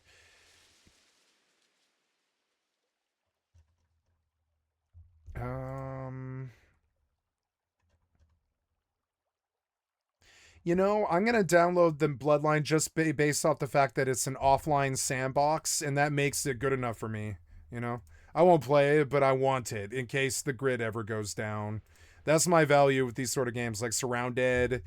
The only value to me to these games like Bloodline, Surrounded, Risk of Rain 2, etc., is that if the grid ever goes down, I can play these little single player sandboxes and they don't get boring like linear games. So there's only like 20 of them or something. There's all the Bethesda games. There's all the Grand Theft Auto games, and then there's like Surrounded, Project Zomboid. There's a few others. Kenshi is a good one. Outward, there's like a few sandboxes out there that are truly fucking good that you can play for a long time, especially if the grid goes down. And yeah, I would say Bloodline is a good grid goes down game. But I mean, I don't know why I would play Bloodline over these three games like Once Human, Eve, and Mortal. I just don't think so. I can't stop playing Mortal. I think it's actually really good. Murder was the real problem in Mortal. They fixed that with a rep change. I'm going to go back and leave a positive review on Mortal now, which is fucking weird. I know I'm all over the place, but I'm going to change my review because I do have a higher opinion of Mortal now, and I'm going to say it, you know. I want to come back and say, yep, game itself is great. I played 1,000 hours of it. What? Or no, I played more than that, huh? I'm at, yeah, oh, yeah.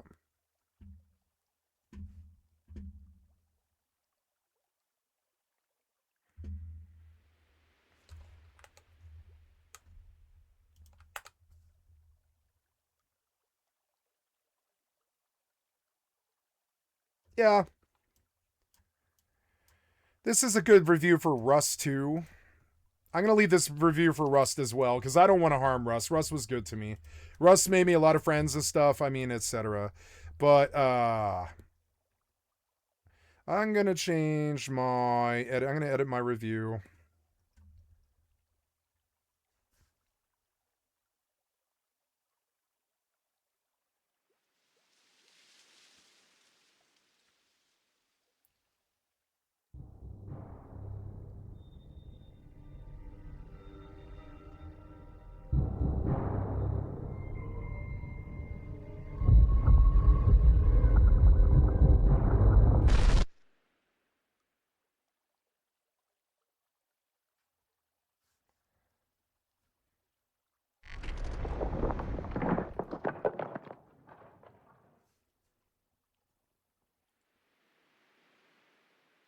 Hi, kitty. You want to sit on my lap?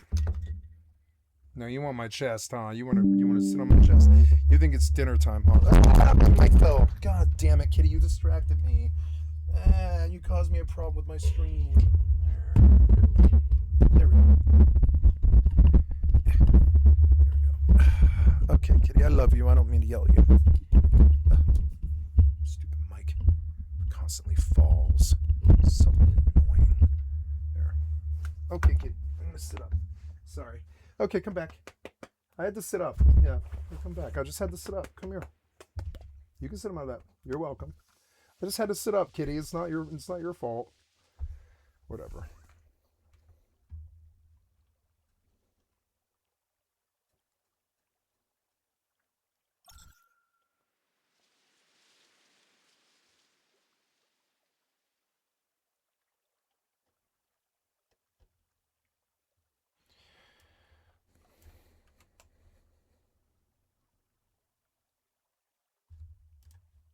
I'm gonna change my reviews. They've gotten better.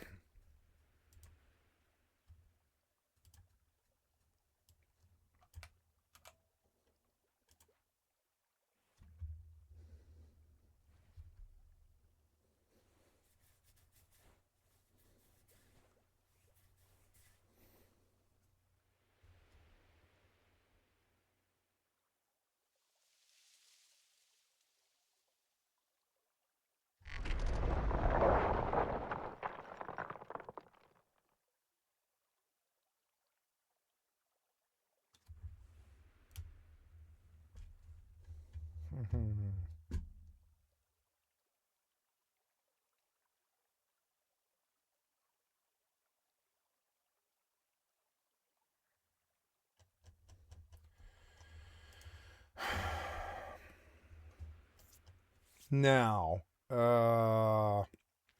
we came to see what else is for sale on this thing.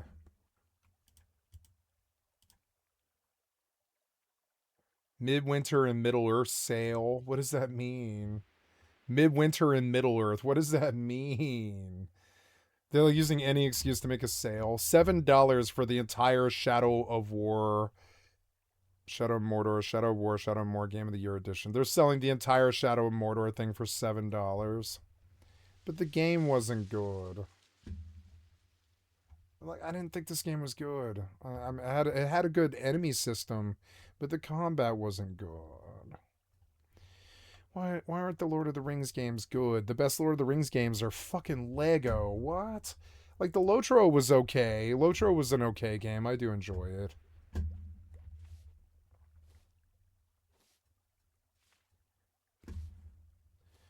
$50. Oblivion went down $10, which is good, because it used to be fucking $59, I think.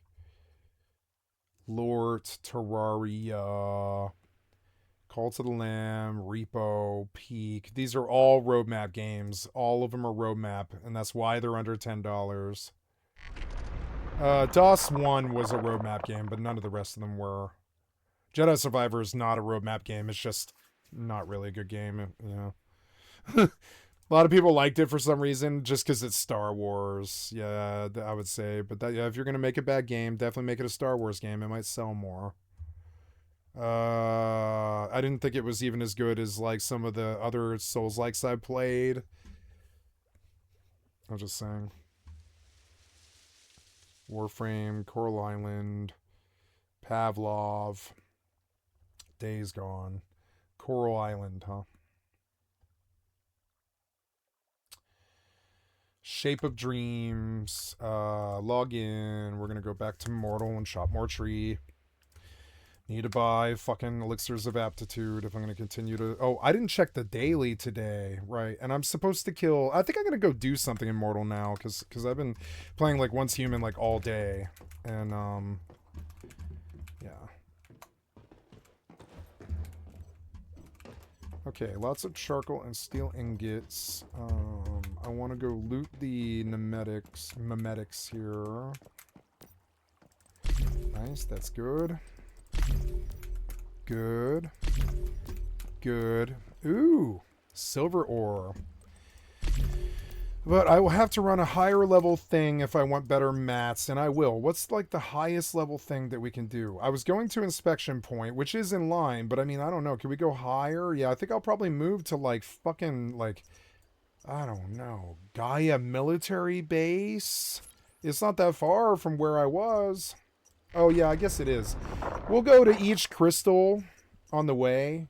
So the first thing would be here, that crystal. And yeah, High Banks isn't a very high level thing. I'm almost done with it, actually. I have to find the only weapon crate in High Banks for some reason, and I'll be done with it. Let's repair the bike before I leave. How's ammo? Ammo really isn't that good still. I'm gonna make some gunpowder. Oh yeah, like so. Yeah, let's repair my armor, which I haven't done in a while. Insufficient. I don't have leftovers. Okay. Rawhide, leftovers. Give me like 12 of this, 12 of that. I want to pull out the bird, and I want to see the oops, stop. I want to see the commissions in progress. Dream Zone HUD. I thought I killed a deer in that Dream Zone, but I guess I didn't. So warp me to the... Oh no, that's High Banks right next to my base. That wasn't what I was thinking. I was thinking of going to this. Yep. And then going to like a level 40 zone and just trying to loot the crates, because I need loot. I don't know. It was kind of hard to kill those mobs in this one. Yeah, at level 20. But so I don't know about like 40. Level 40 might be too much. But this place, Gaia Research Center Ruins, this might be a good place to go. We'll do inspection points on the way. They want me to go really far north for some reason. Like the towns are not discovered. You actually have to go there, and they are assets to town because you can buy stuff from the NPCs every day. But I mean, I don't play this game main, so I don't care about doing stuff like that, honestly. I knew it. I knew that one of these things was gone. Keep mining.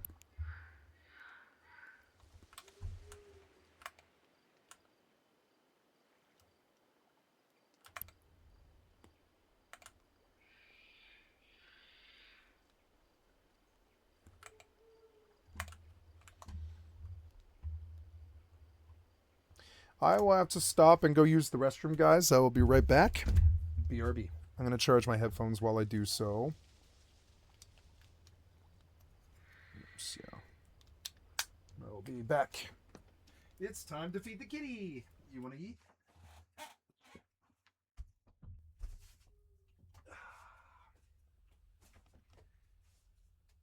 to feed the kitty. I don't know, kitty. You got a lot of food left.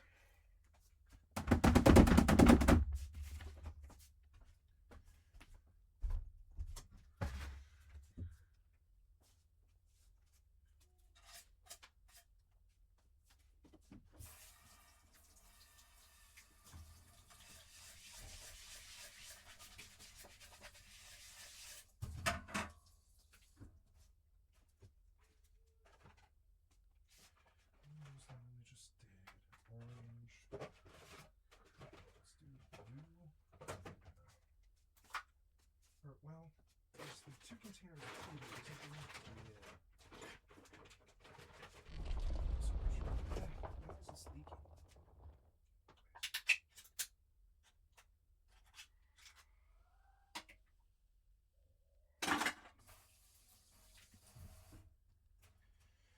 Okay.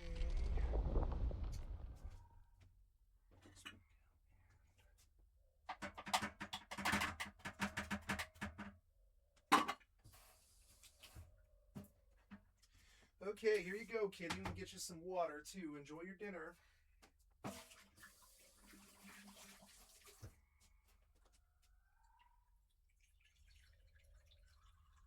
Thank you, kitty. You're a good cat. I really love you, you know? You're a good kitty. You're a good kitty. Go out there to the restroom.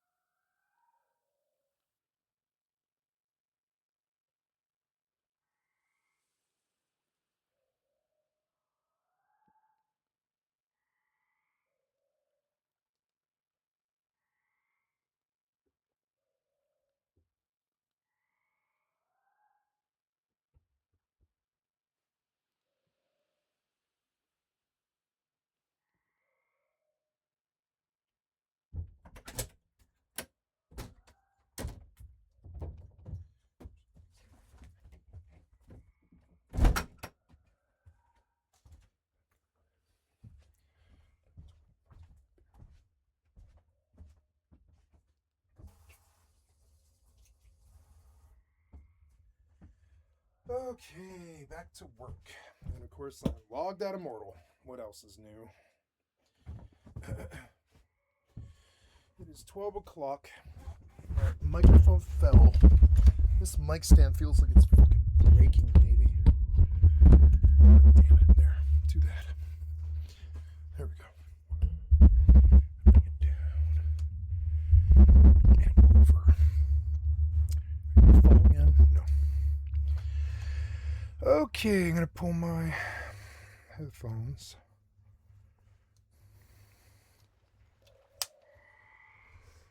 Okay. It's still too loud, huh? I can hear it still so loud.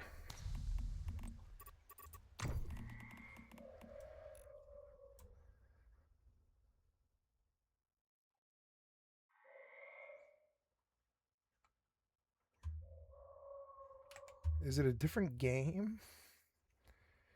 No, it's this game. You can't get rid of the fucking ambient track. I didn't realize.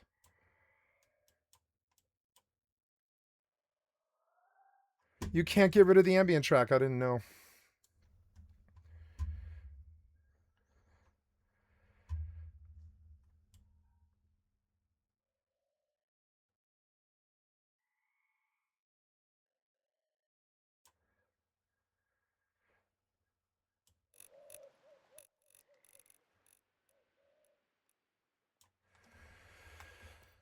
Better.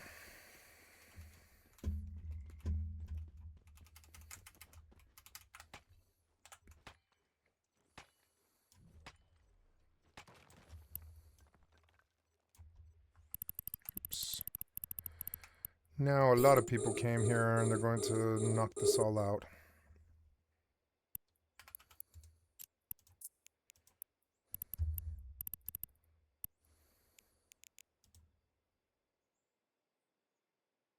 Boy, this client, like, fucking froze. Did it die? Yeah, it did die, I think. Why? Because I fucking... whatever.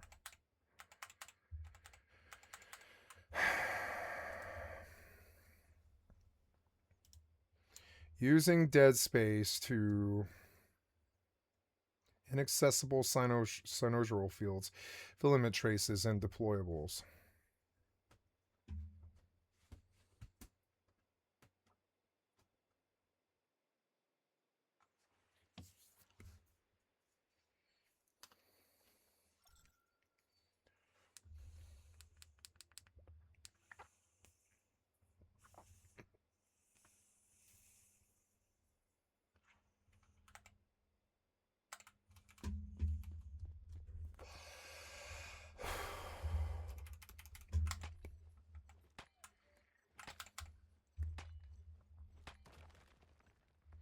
If it's running, then why don't I see it?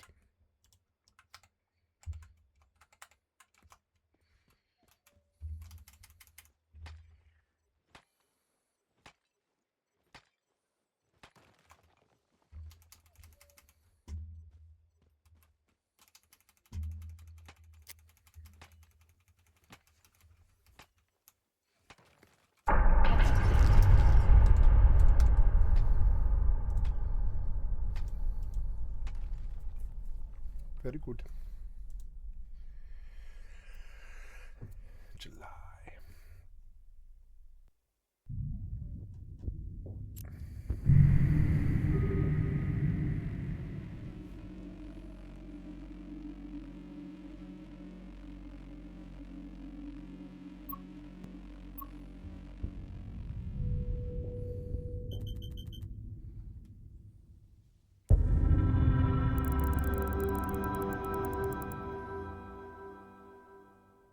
One viewer in Twitch right now. That's funny.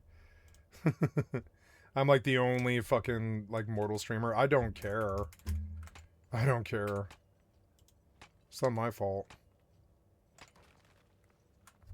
Now, mortal.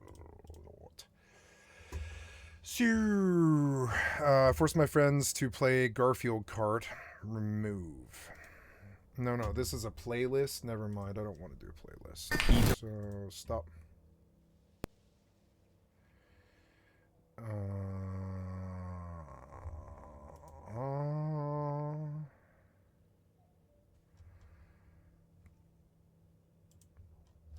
All right, let's talk about the Epi files, namely the big names that you probably know that are in the documents. Donald Trump, of course, in the documents. William Gates, aka Bill Gates, Elon Musk, Jay-Z, Pusha T. And then we're gonna...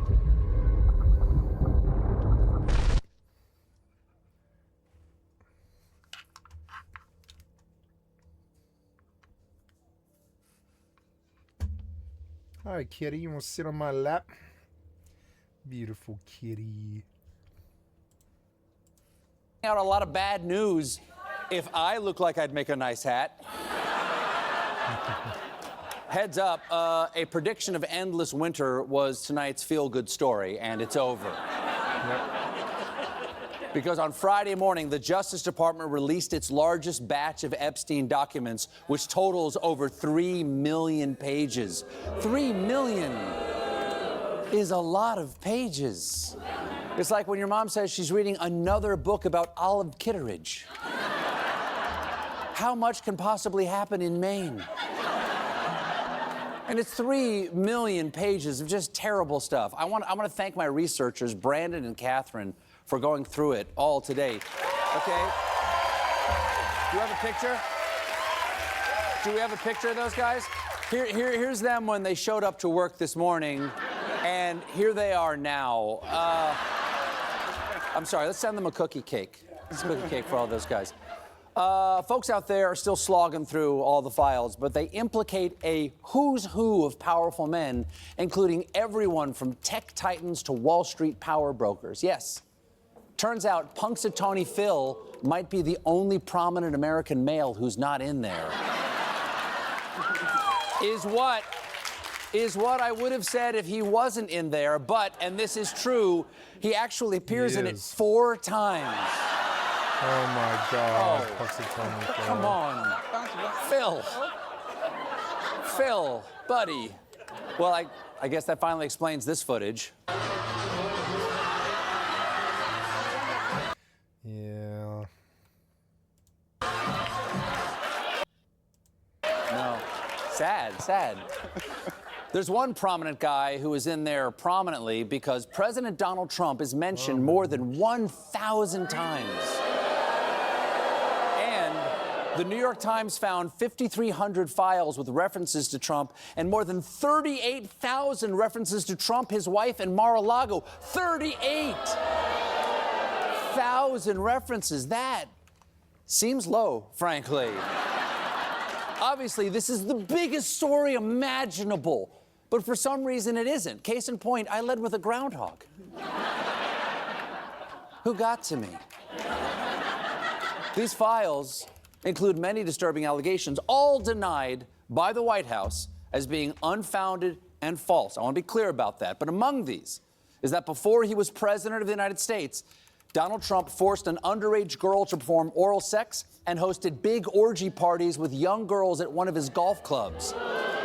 Even if these particular parts of the files that the Justice Department released and are denied by the White House is not being proven, what is detailed in those 3 million pages are allegations of some of the cruelest, most depraved crimes against women and kids involving some of the most powerful men on planet Earth. And now we've all been forced to have these details in our minds all weekend. And so I think we all deserve to immediately see this tiny dog running into the snow. There he is. There he is, fella. We were worried. Now, despite its 38,000 references, these files aren't just about Trump. They embarrass a lot of big shots, a lot of head honchos and poobahs and muckety-mucks. Take Elon Musk. Please, take him from us. We don't want him. Please. Take him, please. We don't want him. He's publicly bragged that Mr. Like MGT, Epstein we don't want tried to her get me either. to go Fuck to his her. island and I refused. But People really? forget, but piece of shit Marjorie Taylor bitch fucking defended Kyle Rittenhouse fucking successfully. Fucking bitch. Did ya? Because there's an email exchange where Musk writes, Do you have any parties planned? I've been working to the edge of sanity this year, and so once my kids head home after Christmas, I really want to hit the party scene in St. Bart's or elsewhere and let loose. A peaceful island experience is the opposite. All right, so it's the same rehash as Jon Stewart. It's the same exact show as Jon Stewart. I don't know why they're not in the same show still, but anyways, I don't want to do all this like weird boomer stuff. I don't like these boomer fucking like baby boomer fucking talk show hosts. I really don't. So we're gonna get off him. Sorry.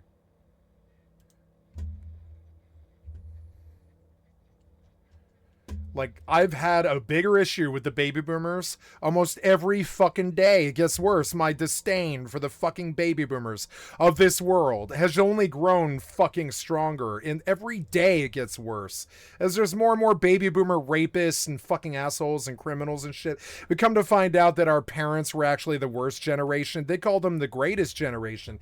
No, they're all child molesters and pieces of shit that impose poverty on the other 10 generations around them. They were the worst generation, hands down. I talk about some dude named Howard that's named in the documents. You probably don't know him, but you will after this. But first, to understand all of this, what you have to know is the Department of Justice under Donald Trump had a problem. You see, United States Congress passed a law saying, y'all gotta release those files. The Department of Justice said, all the files? Congress said, yeah. Did I stutter? So after a bunch of stalling, the Department of Justice said, okay, look, here's half the documents, and that's what you got. Those were the files that were recently released. 3 million pages out of 6 million pages. Congress said, didn't we say release all the documents? The Department of Justice excuse was they're trying to protect victims. I'm not even gonna insult you with the Department of Justice reasons for not releasing the other half of the files, but let's just say Congress is apparently trying to get the rest of the files released. But in this half of the files, like we said earlier, you got some big names, starting with Elon. Now remember, Elon Musk said, I ain't never spoke to that dude Epstein. He tried to invite me to the island. I said, no. Donald Trump, though, y'all should check on him. Well, turns out in the files, there is email correspondence between Elon and Jeff Epps. Elon basically saying, yo, when can I fall through to the island? When can I pull up? Elon emailing him year after year. And this is after it came out that Jeff Epps was committing those heinous crimes. And I want you to take special note of that, because here's a side note. Jeff Epps, around 2005, that's when it came out that he was committing heinous acts. That's when you see a bunch of billionaires and politicians come out and say, oh, that's when I stopped talking to him. 2005, 2008, that's when I cut him off. But again, Elon hitting him up like 2012 saying, yo, it's Christmas time.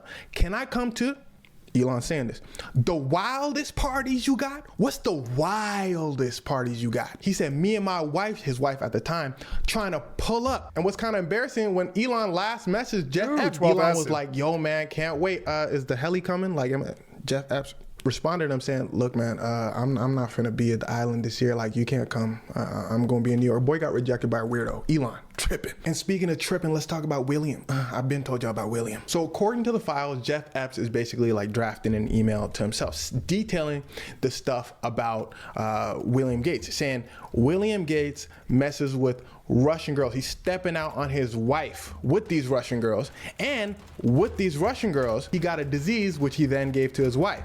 And now he wants Jeff Epps to give antibiotics to his wife secretly. And he said, whole time Bill Gates over here, tears in his eyes, trying to beg me this and that. Boy, stop it. If you could cry, you can walk to the bank. Because the only way I ain't telling nobody about this is if you give me a house. Jeff Epps, side note, loved him some blackmail. Now, mind you, Bill Gates denies all this stuff. Elon Musk denies this stuff. But it's kind of tough to deny because these are emails that the FBI acquired. Now, here's why I said that, because here's where things start to get wicked. What I just told you about Bill Gates and Elon Musk is regarding what they found in Jeffrey Epstein's emails. But Donald Trump, Pusha T, and Jay-Z, who we're about to talk about right now, they don't show up in emails. They show up in allegations. Basically, people coming out and saying, yo, I saw Donald Trump, Jay-Z, Pusha T doing this. I saw them when I went to this party and that party. Donald Trump shows up a lot. People detailing in graphic account what they were told to do. He was the worst one. It would make sense. People detailing the fact that Donald Trump had wild parties of his own. As for Pusha T and Jay-Z, it's a similar situation. But as far as we know, they show up one time in the file. 15 shotgun blasts point blank can't kill it. 1994, she saw Don't put Jay-Z shotguns in at a your party. game, then, piece Harvey of shit Weinstein developer. was there, and they both...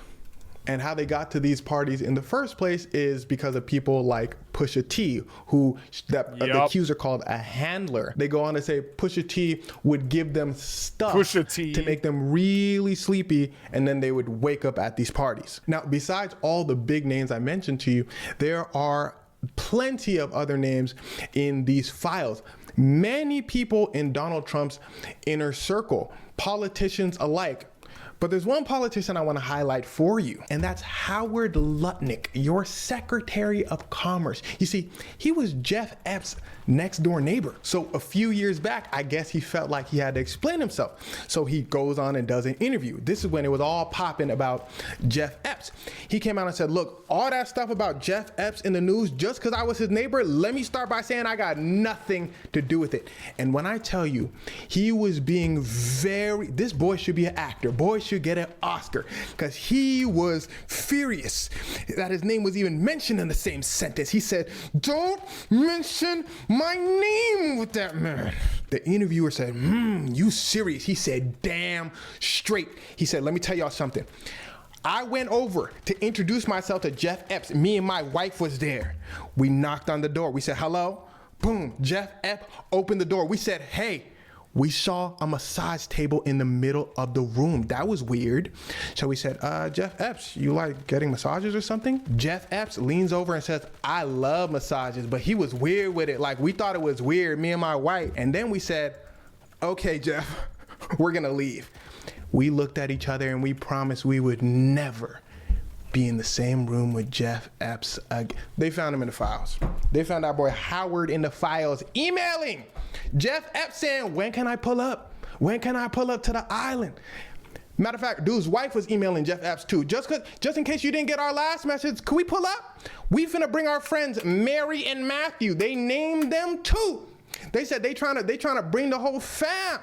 Can we pull up? I was guffawed when I tell you in his interview how passionate he was. And I said earlier he should win an Oscar, but honestly, maybe he was a little too passionate in the interview. Like he not Denzel, you know what I'm saying? Like you know when somebody puts on a little too much fire? That's what I felt like, my opinion, in the interview Howard was doing. So I wasn't surprised to see his name listed in those emails. So what comes next? Well, the crazy part to me is these were, again, half of the files. So the half that they didn't want to show you, ooh, it must be bad. And what it seems like is the Department of Justice is trying to say, look, we gave you half of the files. They're pretty big, right? So just leave us alone. I'm genuinely curious to know if that would work. It seems like people want it all. So let's just wait and see. Side note, if y'all remember, the FBI under Donald Trump came out earlier and said there ain't no names on the file. Y'all just imagining things. There's no list. Well, we're here now. And it seems that there was a list, so somebody's lying. And to go further, just remember, files mean nothing if people aren't brought to justice. I'm curious to see what happens next. Like, there's this information, but if nobody is pursuing, I don't care. If nobody's actually going to bust anybody, I may as well kill them, honestly. Then what do? We just look at the file. Might as well just kill Donald Trump. Because it's like, if you're not going to actually prosecute, then we don't have a country anymore. Fuck you, I'd rather kill him at that point. Demand justice. Now, this is just the first look over people have had over these documents. Remember, it's millions upon millions of pages. So when more information comes out, I don't want to kill anybody. Then I'll be sure to let you know. But we do have to stop this problem. They've been raping children and using our money to do it. We have to stop this fucking problem. That feeling when your cat finally curls up next to you after ignoring you all day, and suddenly the entire world just quiets down? Your breathing slows, your thoughts stop racing, and for the first time since you woke up, you can actually relax. If you know exactly what I'm talking about, this video is going to make you feel so incredibly seen. Let me ask you something. When your cat knocks your coffee off the counter, makes direct eye contact, and doesn't even flinch, do you get mad, or do you just admire the audacity? If you chose option 2, congratulations, you're about to learn why your brain works the way it does. Here's what nobody tells you about being a cat person. It's not really about personality. It's about how your nervous system processes the world. Some people regulate through activity and engagement. They need external feedback, constant interaction, clear structure. Dogs are perfect for them. They initiate contact, mirror excitement, keep energy moving. But other nervous systems, they regulate through stillness, through predictability, through the complete absence of pressure. A cat doesn't rush toward you to discharge energy. It settles into a space and lets you settle with it. There's no demand to respond, perform, or manage someone else's emotional state. For people whose nervous systems spend most of the day anticipating and self-monitoring, this is everything. When someone says, "I don't like dogs, they're too much," they're describing overstimulation. When they say, "I like cats, they're peaceful," they're describing regulation. Cat people aren't choosing distance, they're choosing environments that allow their bodies to downshift, reduce vigilance, and rest without performing. And once you understand this, everything makes sense. The bond cat people feel with cats isn't just calming, it's safe in a way human relationships often aren't. Human relationships are filled with unspoken demands, expectations to respond quickly, to explain feelings, to reassure, to match emotional energy. Even affection comes with pressure. Why aren't you more expressive? Why don't you need me the way I need you? For people who are sensitive, observant, or easily overstimulated, this constant negotiation is exhausting. Cats don't operate that way. A cat never assumes access to you. Its affection is offered, not imposed. When it chooses to sit on your lap, it does so without expectations of conversation, eye contact, or emotional performance. And when it leaves, it doesn't require justification. This mutual respect for boundaries creates something rare, connection without intrusion. Research on cat-human interactions shows that cat lovers aren't avoidant of intimacy, they're avoidant of pressure. They want closeness that unfolds naturally, without urgency or demand. Cats model exactly that. They teach through behavior that attachment doesn't require constant proof. With cats, affection must be earned and maintained through attunement. You learn to read subtle signals, a flick of the tail, a shift in posture, a change in breathing. Over time, this builds a relationship rooted in respect rather than control. Consent is central to this dynamic. With cats, affection must be earned and maintained through attunement. And for people who've experienced boundary violations of any kind, this matters deeply. Before thought, before interpretation, before emotion even has a name, there is regulation. And cats have a secret weapon for it. A cat's purr operates at low rhythmic frequencies that your nervous system responds to instinctively. Before you consciously register comfort, your body begins to slow. Your breathing deepens, muscle tension softens, stress hormones drop. Low-frequency, repetitive sounds signal safety to the brain. They tell your nervous system that nothing urgent is required. No action, no vigilance, just presence. For people who spend most of their lives managing emotional environments, this regulation is rare. Silence can feel empty, noise can feel overwhelming, but the steady hum of a purr sits perfectly in between. It fills the space without invading it. I love it when you purr, That's kitty. why many cat people describe a sense of grounding that's difficult to explain. They don't feel excited, they feel settled, as if their internal pace has finally matched the world around them. This is co-regulation without conversation, comfort without performance. And your body learns fast. Once it knows a certain presence brings it back into balance, attachment follows naturally. Now, about that intelligence thing. Yes, research shows cat lovers score higher on cognitive tests, but it's not because cats make you smarter. It's because certain personality traits cluster together. People who are more introverted tend to spend more time in solitary intellectual pursuits, reading, writing, contemplating the existential dread of modern existence while a cat purrs on your keyboard. Denise Costello's research at Carroll University showed this correlation clearly. Cat people scored higher in cognitive abilities and openness to experience, but we also scored higher in neuroticism. So basically, we're walking worrying encyclopedias with attachment issues, and somehow we're okay with that. But here's the real reason cats and thinkers go together. Deep thinking requires uninterrupted attention. Reflection, creativity, problem solving, they all depend on long stretches of mental quiet. Cats don't interrupt. They coexist alongside focus without demanding it. They don't pull attention outward or require ongoing engagement. Their presence fills a space without fragmenting it. This is why so many writers, artists, and thinkers have gravitated toward cats, not because cats make people smarter, but because they protect the conditions intelligence needs to function. Modern culture treats solitude as something to fix. Quiet is framed as loneliness, but for cat people, quiet is where clarity forms. There's a biological reason a cat, an efficient solitary predator, can make you feel an almost irrational urge to protect it. Your brain responds to what ethologists call the baby schema. Large eyes relative to the face, a rounded head, a small nose, soft movements. When your brain detects these features, it releases caretaking impulses before conscious thought intervenes. Domestic cats match this pattern remarkably well. When a cat looks up at you, your brain registers infant, not hunter. For many cat people, this dynamic feels safe because it's one-directional without being emotionally demanding. Caring flows outward without the expectation of constant reciprocity.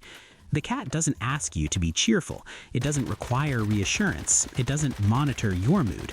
For people who learned to be emotionally contained early, nurturing something that doesn't intrude can feel easier than receiving it. Nurturing something that doesn't intrude allows closeness without vulnerability overload. But perhaps the most profound thing about cat people is this. Oh, this what? wasn't really about Come on, cats. the 1 It was second about that the I looked kind of away. nervous system you have and the kind of world it piece of feels shit safest developer. in. If you're drawn to cats, it doesn't mean you're distant or disconnected. It means you're wired for subtlety, for presence without pressure, for connection that doesn't demand constant output. Cats don't ask you to perform. They don't test your loyalty. They don't confuse intensity with intimacy. They simply exist with you, and for some people, that quiet companionship is exactly what they need to feel human again. We love creatures that don't need us, and that's revolutionary. In a culture obsessed with being needed and essential, cat people have chosen differently. We've chosen to love something that stays not out of dependency, but out of preference.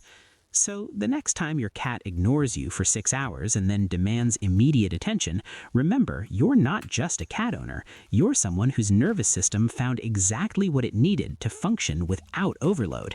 Your cat didn't just choose you, your body chose your cat. If this hit home for you, please subscribe. And if you want to support these deep dives, hit that join button to become a channel member. I would genuinely appreciate your support.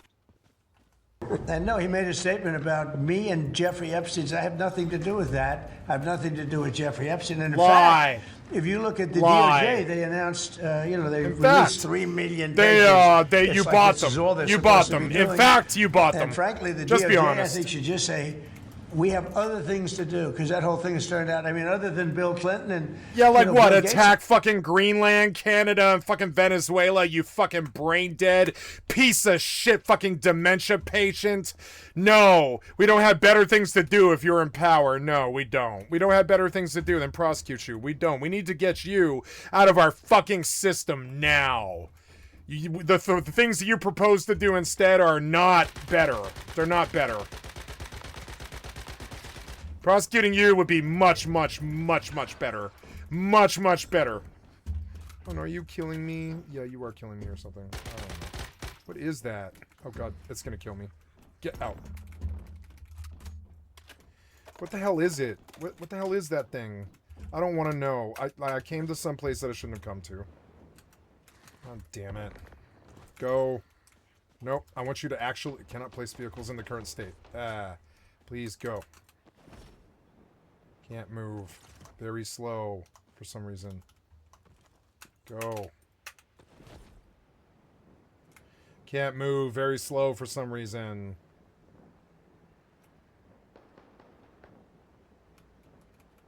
Fucking sniper back there. So dumb.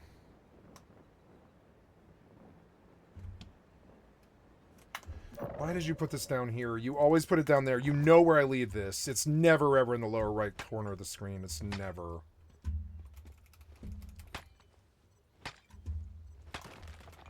my weight at now? That's why I keep moving it. 99. Oh my god, something just one-shot me random, no reason. Why? Piece of shit developer, why? Come on, man. How many dicks are you gonna suck today, piece of shit once human fucking developer? How many? I need to know, because I'm the one affected. Ugh. What was that? And lots of people that have, there are a lot of questions about it, but nothing on me. But it was even sort of better than that because they found that what are Jeffrey you talking Epstein about? and this Better sleazebag than writer that. named Michael Wolff were conspiring against Donald writer. Trump to lose the election. So, you know something I've noticed? There's this word sleazebag, and I think it was kind of a common vernacular word, but I think only sleazebags use the word sleazebag. I think it's the word that they know fits who they are. So they use it. I've never known anybody but sleazebags to use the word sleazebag. It's not a normal word. It's a baby boomer word for fucking pieces of shit sleazebags like him. And they're the only people I've ever heard use that fucking word. I've never heard Gen Z or millennial or fucking, Zoomer or anybody else. Doomers, anybody, nobody. I've never heard anybody the fuck else use the word sleazebag except fucking baby boomer sleazebags. Epstein was conspiring with a writer for me to lose the election. So right there, you know that I had nothing to do with this guy. But yeah, it's a terrible thing. The amount of time that's being wasted. You know, when Epstein was alive, like 10 years ago, nobody cared about it. But they're only doing it. But now it's really hitting back on them because Bill Clinton is such a big part of it. The Democrats are pushing it. And the problem is that it's turning out to be the Democrats that were with and conspired What with are you talking Epstein. about, you fucking So I think you're rambling probably gonna piece see a of little shit pullback dementia from them, patient? but Fucking think of it.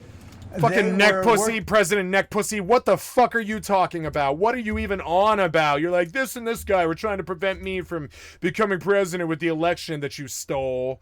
No, you did that, motherfucker. You did that. And your Georgian Republican friends, they wouldn't back your lie. We all know the truth. Well, I know the truth, but I don't think anybody else does. We all know that Georgia Republicans hate you, wouldn't let you lie. Fucking stupid. It's, Fannie Willis. They wouldn't let you lie. Your own Republicans wouldn't let you lie. You're lying right now. Please stop. Please stop. No. Jesus Christ. Couldn't you not put a box there, you piece of shit developer? Working together to try and help me. It's not the developer's fault that there was a box there. It just seems like it's right in the middle of the road for some reason. We don't really know why. Oh god, stop. Ah.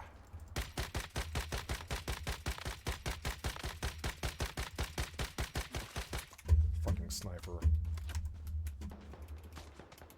Get on the bike. Move the bike. Oh boy, I'm gonna need you to getting on the bike is really painful and it won't start. And it often takes 10 seconds to even move forward. That's just not how vehicles are. Fix it. I'm gonna leave them a suggestion. I'll leave you a suggestion. Getting on the bike is painful.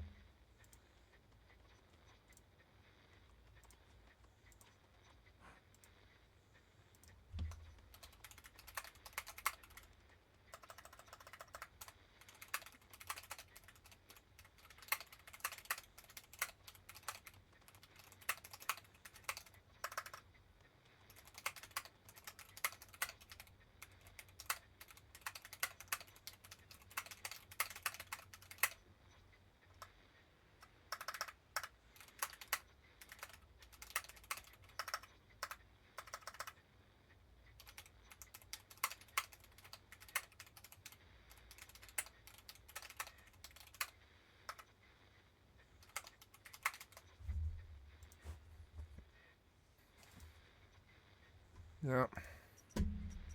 Lose the election, but this is the Oval Office, so I guess that didn't work out too well. Okay, one more. Nicki Minaj supports Turning Point USA and Erica Kirk. Here's me on the scale of caring. I'm at 0. But who the fuck cares? Why would you take advice from her anyway? Charlie and Erica Kirk made money from what they do. So like most celebrities, Nicki probably got paid to be here. But even if she didn't, and this is what she actually believes, she's an entertainer. You're not supposed to be happy or disappointed about this. You're not supposed to feel anything because this lady ain't your friend or my friend. She has done endorsements for over 30 different sponsors. Does that sound like a person who genuinely supported 30 different companies, or a person that just accepts money and does an ad? Come on, man.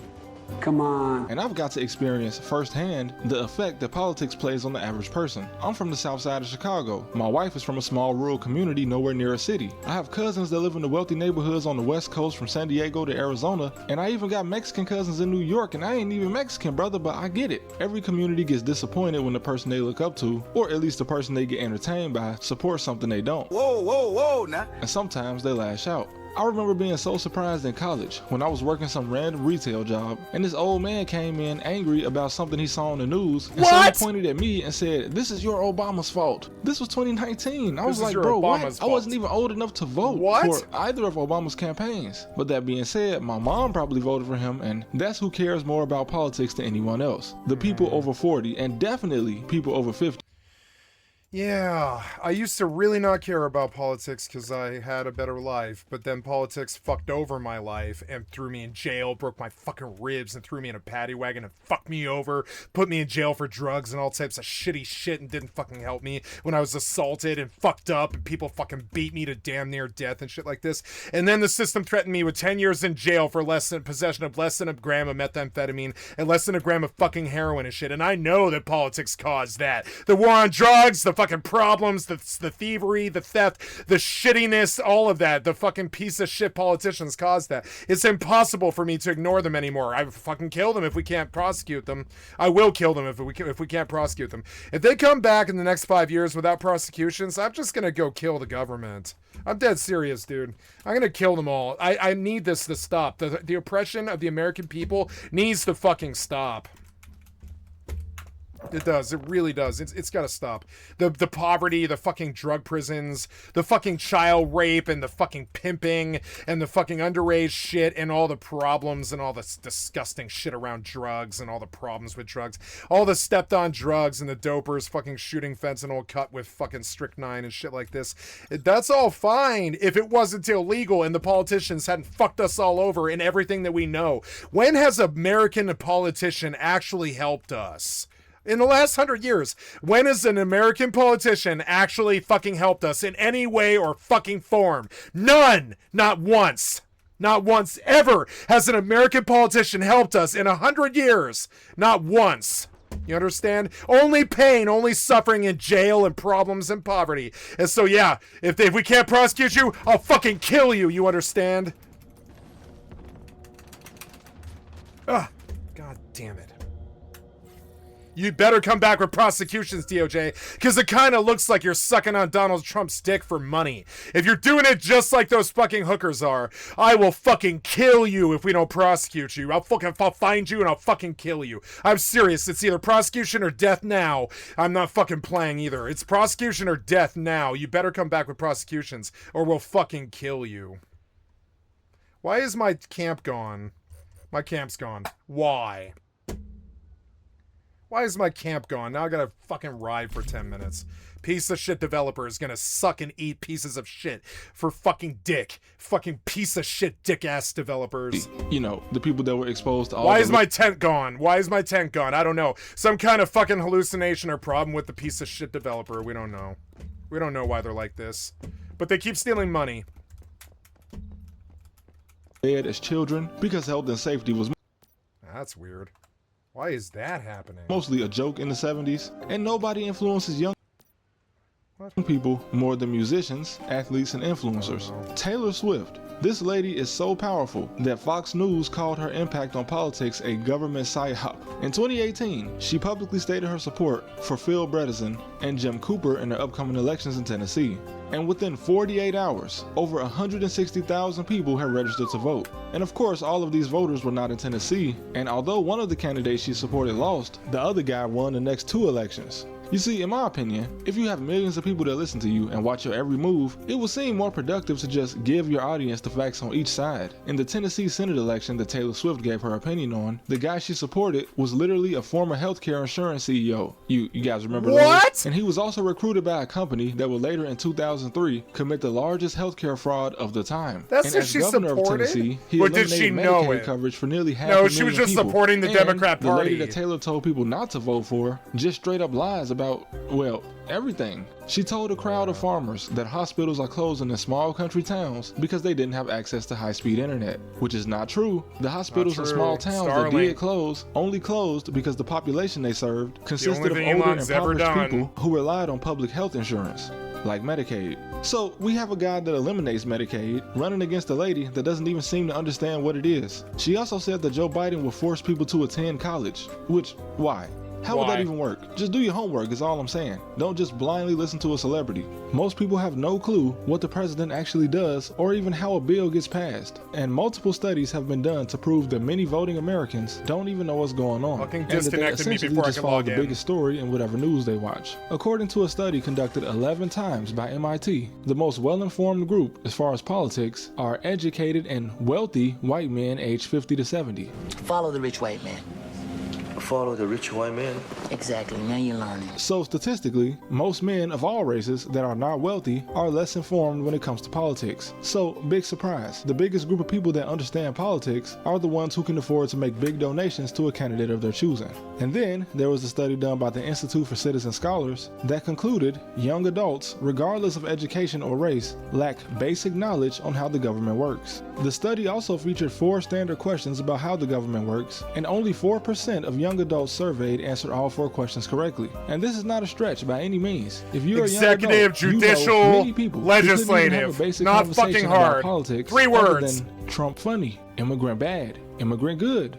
Caitlin Bennett. I'm sure many of you have seen her before, and she's well versed in politics. And what she does is go to college campuses or random street corners and rage baits people by talking about her political stance in a very controversial way. The problem is, she's going around and trying to get college kids to prove her wrong, which is kind of disingenuous because she knows very well that the people she's debating are far less educated. I've spent a lot of time on college campuses, and big surprise, most college kids are young, dumb, and unemployed. These people were just living at their mom's house a year or 2 ago. They go to class and then they go to Why a is party. my tent not so working? as a result, she makes herself look more credible because she's either asking people with very little political knowledge to debate her on politics or asking people with very little political knowledge for their stance on politics. But one thing you will never see her debate is a wealthy white man aged 50 to 70. Just look at who she's talking to, bro. And it's a little disappointing because I don't believe she's an idiot, but she doesn't debate people that can actually challenge her. And by doing this, she actually proves the result of the surveys I just mentioned. And of course, I don't even know if it's worth mentioning the influence politics has on your money. Does your mom know where Yemen is? Doesn't matter. She still got charged to fund the war in Yemen. What? And according to the Center One of Strategic shot. and International Studies, even though the U.S. Piece already of captured shit Maduro in cocksucker Venezuela, developer. it costs $31 million a day to have the military deployed in the Caribbean. So let's just skip all that. Because recently, Why the can't I biggest spawn in influence my politics tent? has had on You Americans fucking is piece of actually shit uniting a lot of developer. us in a Fuck mutual you. agreement that somebody is lying. According to the Pew Research Center, trust in government in the U.S. has been trending downward for decades, reaching historic lows. And Yeah, I don't trust anybody in the U.S. I don't even trust my friends anymore, really. I don't trust my mother. I think she's going Republican. I don't really trust. I think most of my friends are right-wing morons, and I think the weird right-wing fucking piece of shit Trumper fucking dynasty completely twisted their fucking brains. You know? I caught my mom like trying to be nice, like try to speak nicely about Marjorie Taylor Greene. As like on fucking what show was it? It was Bill Maher, right? Marjorie Taylor Greene was on Bill Maher either yesterday or today or something, and she forced me to watch it.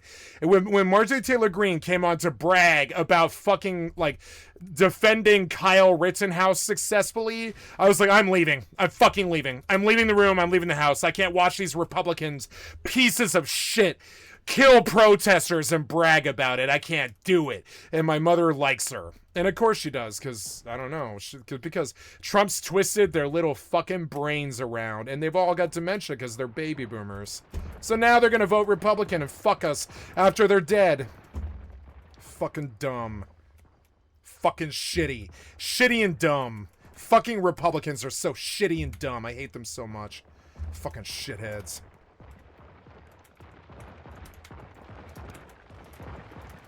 Long after these baby boomers are fucking dead, the suffering that they brought to the planet is going to fucking torture us. Long after they're dead. Long after Trump is dead, the damage he did is gonna plague us. It's gonna plague our grandchildren. Fucking shitty, shitty, shitty baby boomers and their fucking Republican effatry. Fucking shitheads.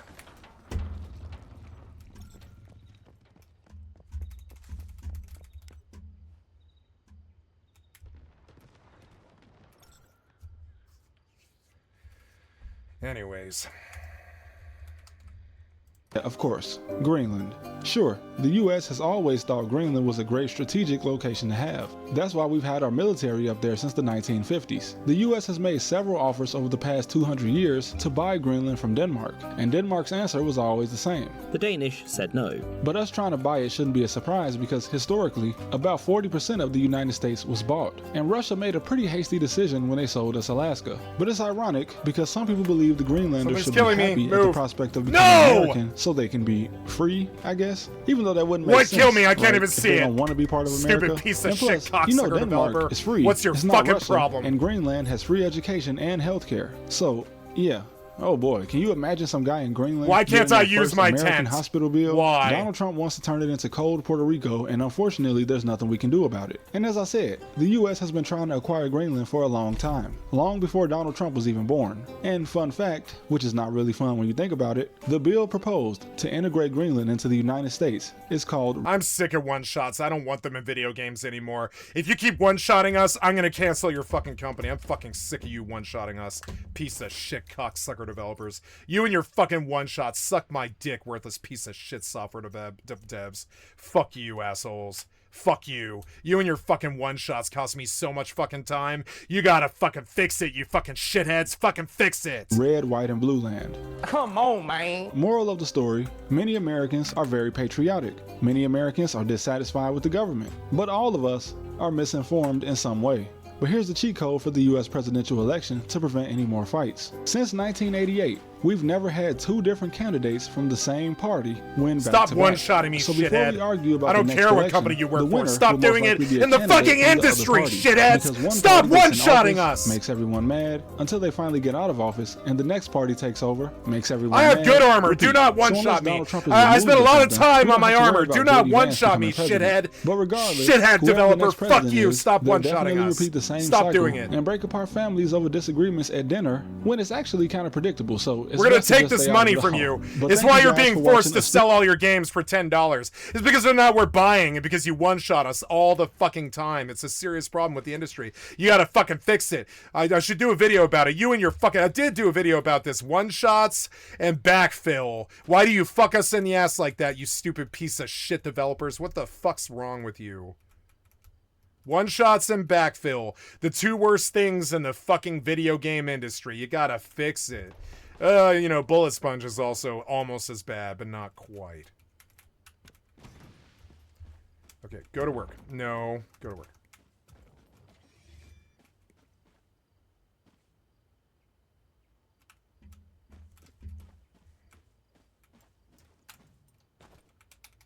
I don't have any ammo. All my guns are broken, I guess. Great. Did you kill everything? No. Wow, that's what's been killing me this whole time. He's a boss. Kick his ass.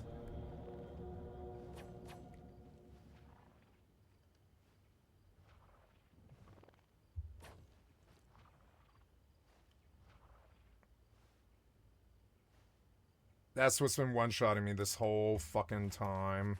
I'm gonna crawl away from him. Jesus Christ, piece of shit developer, why?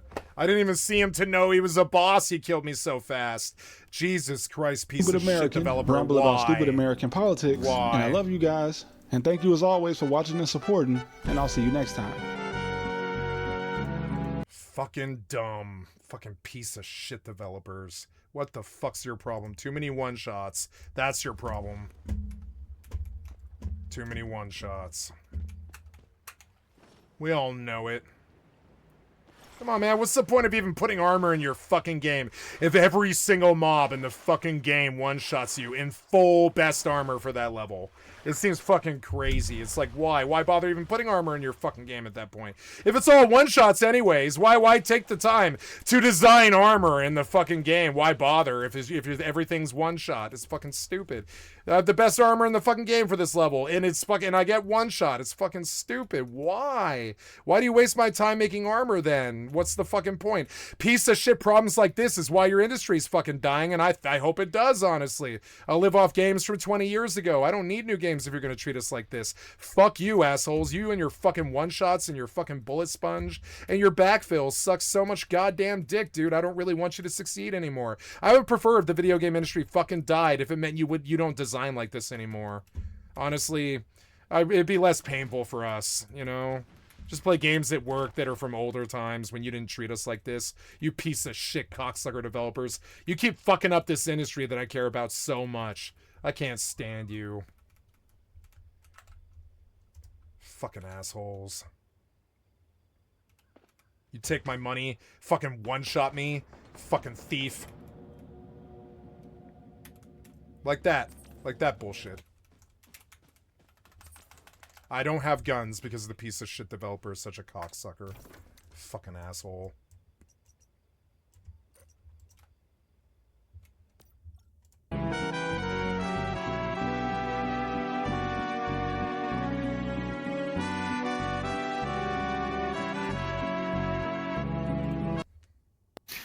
MAGA is dying. Yep. It is like that takes a while. MAGA.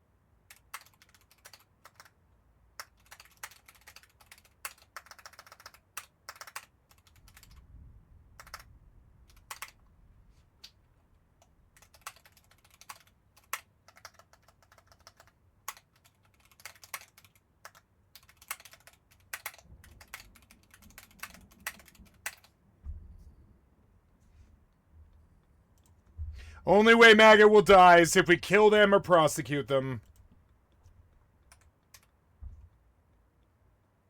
Or abolish the Republican Party.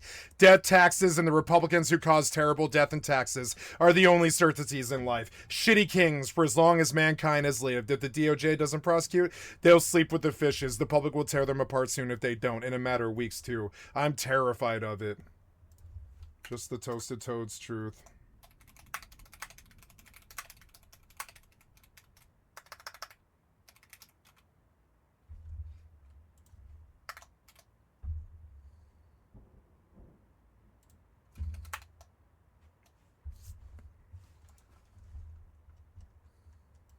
and doesn't come with a big bang. If ICE comes to Seattle, I will fight them. I'll be the first one to fight them. Nobody's fought them yet. They've just been killing people and shit. If ICE comes to Seattle or Denver, I will physically fight them myself. I don't need other people. I've been trained well by all these video games and shit. I will physically fuck up their fucking days. If ICE comes to Denver or Seattle, I'll fucking fight them myself.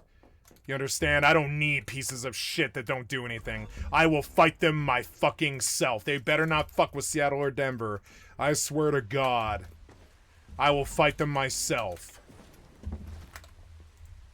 They've been trying too. They've been trying with Seattle. It is happening. My name is Jan. I'm a German student of sociology, and I explain MAGA fascism with the historical experience of fascism in my country to bolster resistance in America. With everything that has happened lately, problems with the economy, aggression against other countries, even allies like us in Europe, the longest shutdown in US history, now a new shutdown, plus all the chaos, and now, of course, the absolute upheaval that is being caused by the Epstein files and the horrors within them. With all that, MAGA is disintegrating. It's not visible yet, but it ought to be happening. In sociology, depending on the theoretical framework, we often refer to the fact that societies have to reproduce themselves. Someone has to restock a supermarket, someone has to keep electricity running, someone has to refuel gas stations. All things that society at large needs and that you need to conduct your personal daily life, that you couldn't do without, and all things that are relegated to subsystems within society, an incredibly complex system. But what is it that MAGA uses to reproduce itself, to keep itself going? Hatred? Fear, prejudice, fascism, and all the chaos that we all have seen in the past year. How does that improve the life of anyone? It doesn't. Well, it doesn't, and that is the It point. doesn't. From a The right wing personal- does not improve life. It only takes it away.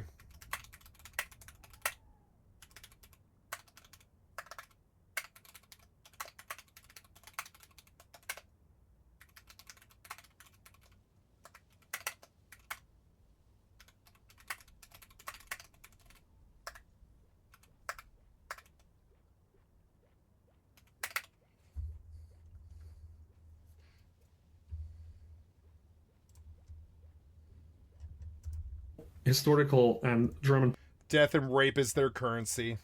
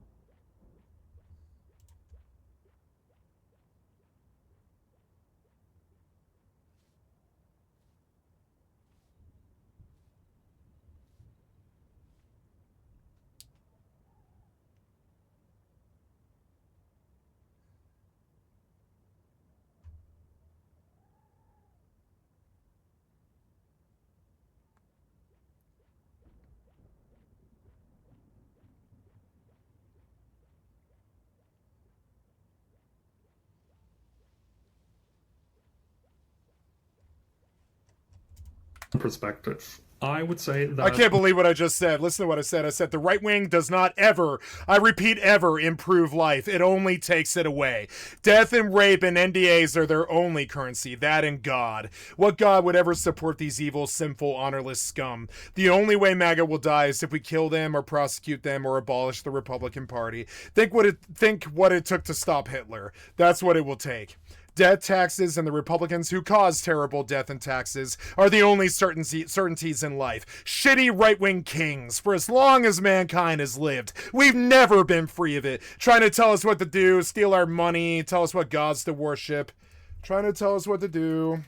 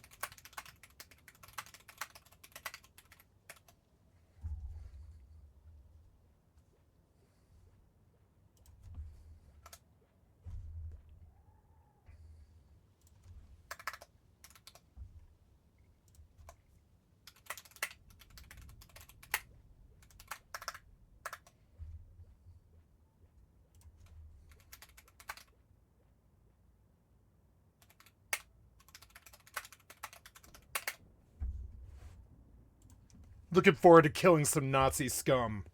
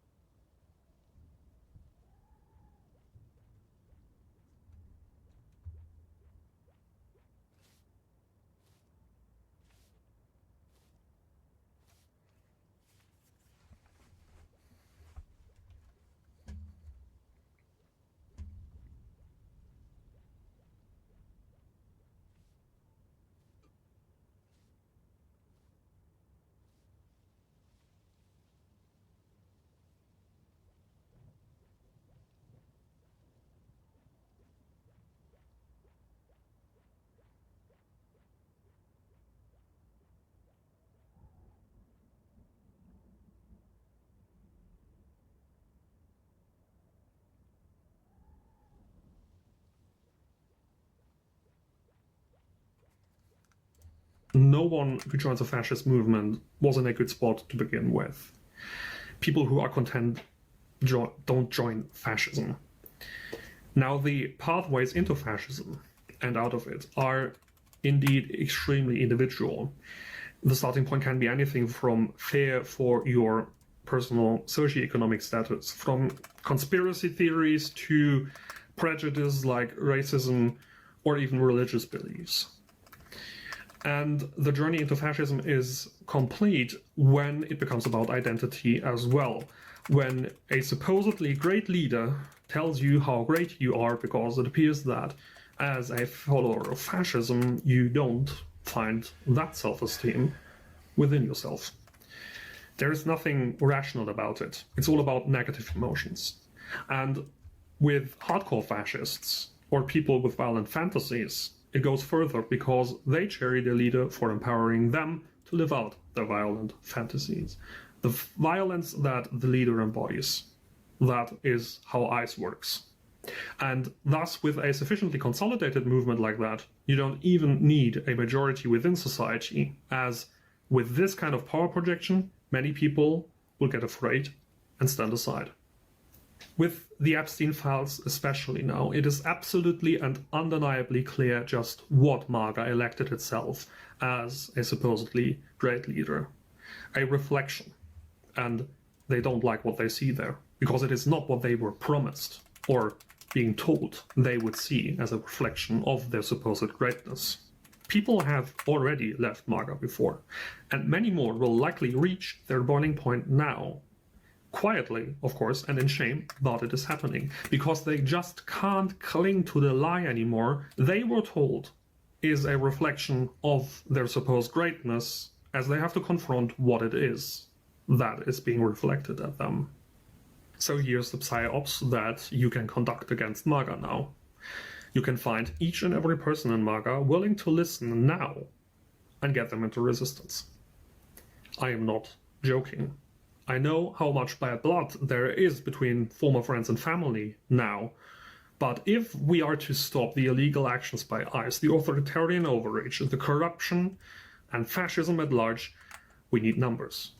And for the foreseeable future, there are millions of Americans on both sides who will, in some way, shape, or form, have to find a future for your country.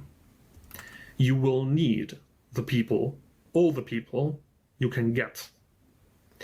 But if they have nowhere to go, it's not going to happen. You have to be the place they can go to. People want you to be a certain way, and sometimes you can't help but be depressed. If you're that depressed, reach out to someone. And remember, suicide is a permanent solution to temporary problems. You went through it. Went through it, yeah. God damn it, you didn't take your own advice. For what were you addicted to? Oh, I had a little problem with alcohol. It was a way of kind of shutting the world out and avoiding the world. Does anyone have to ease my pain? All right. Heaven exists. What would you like? Does anyone have to ease my pain? All right. The world out and avoiding the world. Does anyone have to ease my pain? All right. Heaven exists. What would you like to hear God say when you arrive at the pearly gates? I'm sorry, I've got a weird sense of humor. They're seating near the front. They're sitting at the front. I'll be dead. I hope you can forgive me. I pray for your happiness. It's a couple of years of just thinking I can do it on my own, and you can't. That's the bottom line. I can do this, I can stop. And you really think you can, and then you realize I need help. And that's the operative word. Just got out of rehab, no bar.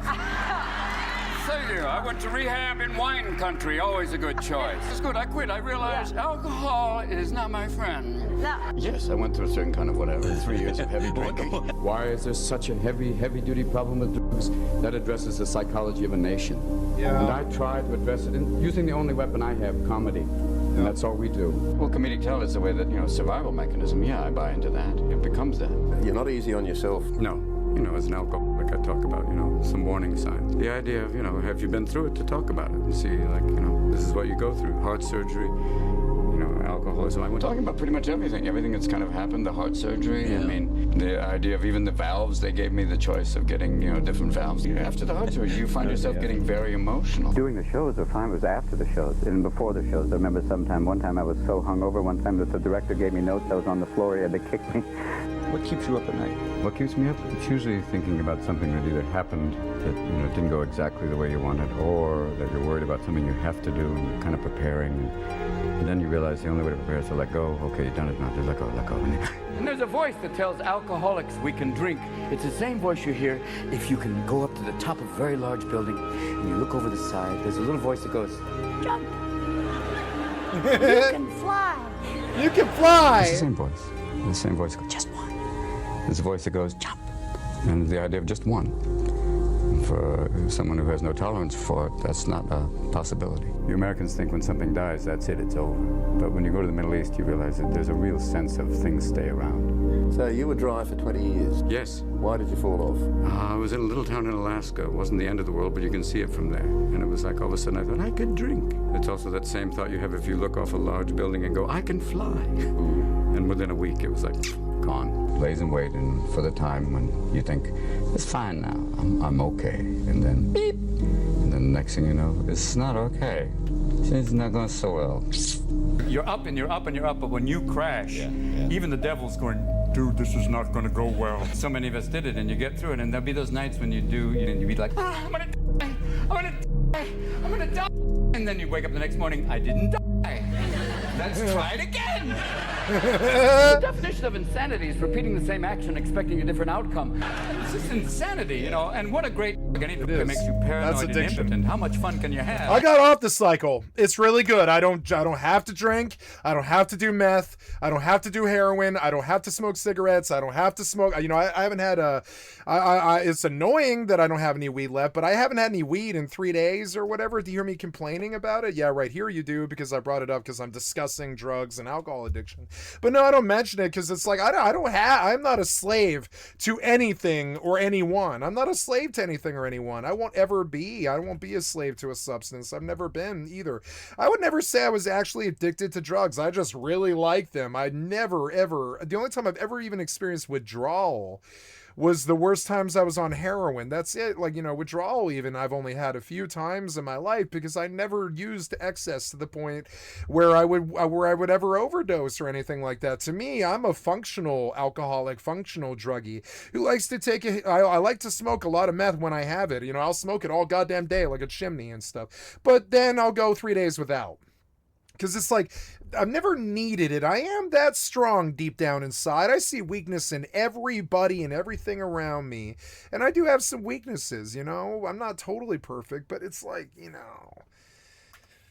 I don't know. I see a lot of people becoming a slave to drugs, and I just don't understand that. How would you let something, even video games don't command me. I spent 7 years of my life without anything but a crappy 10-year-old laptop that wouldn't barely run Final Fantasy, and it's not like I was on it every day either, And so it's like, and like even that, it's like, even that, I got a terrible video game addiction, but even that I take in moderation. It's insane. Some days I don't play at all, Not lately since it became my job, but I mean, some days I don't play video games at all, When I travel or, it's just weird. It's like, I don't feel like I have a problem. I feel like it's too hard to maintain the lifestyle, but do I have a problem? No.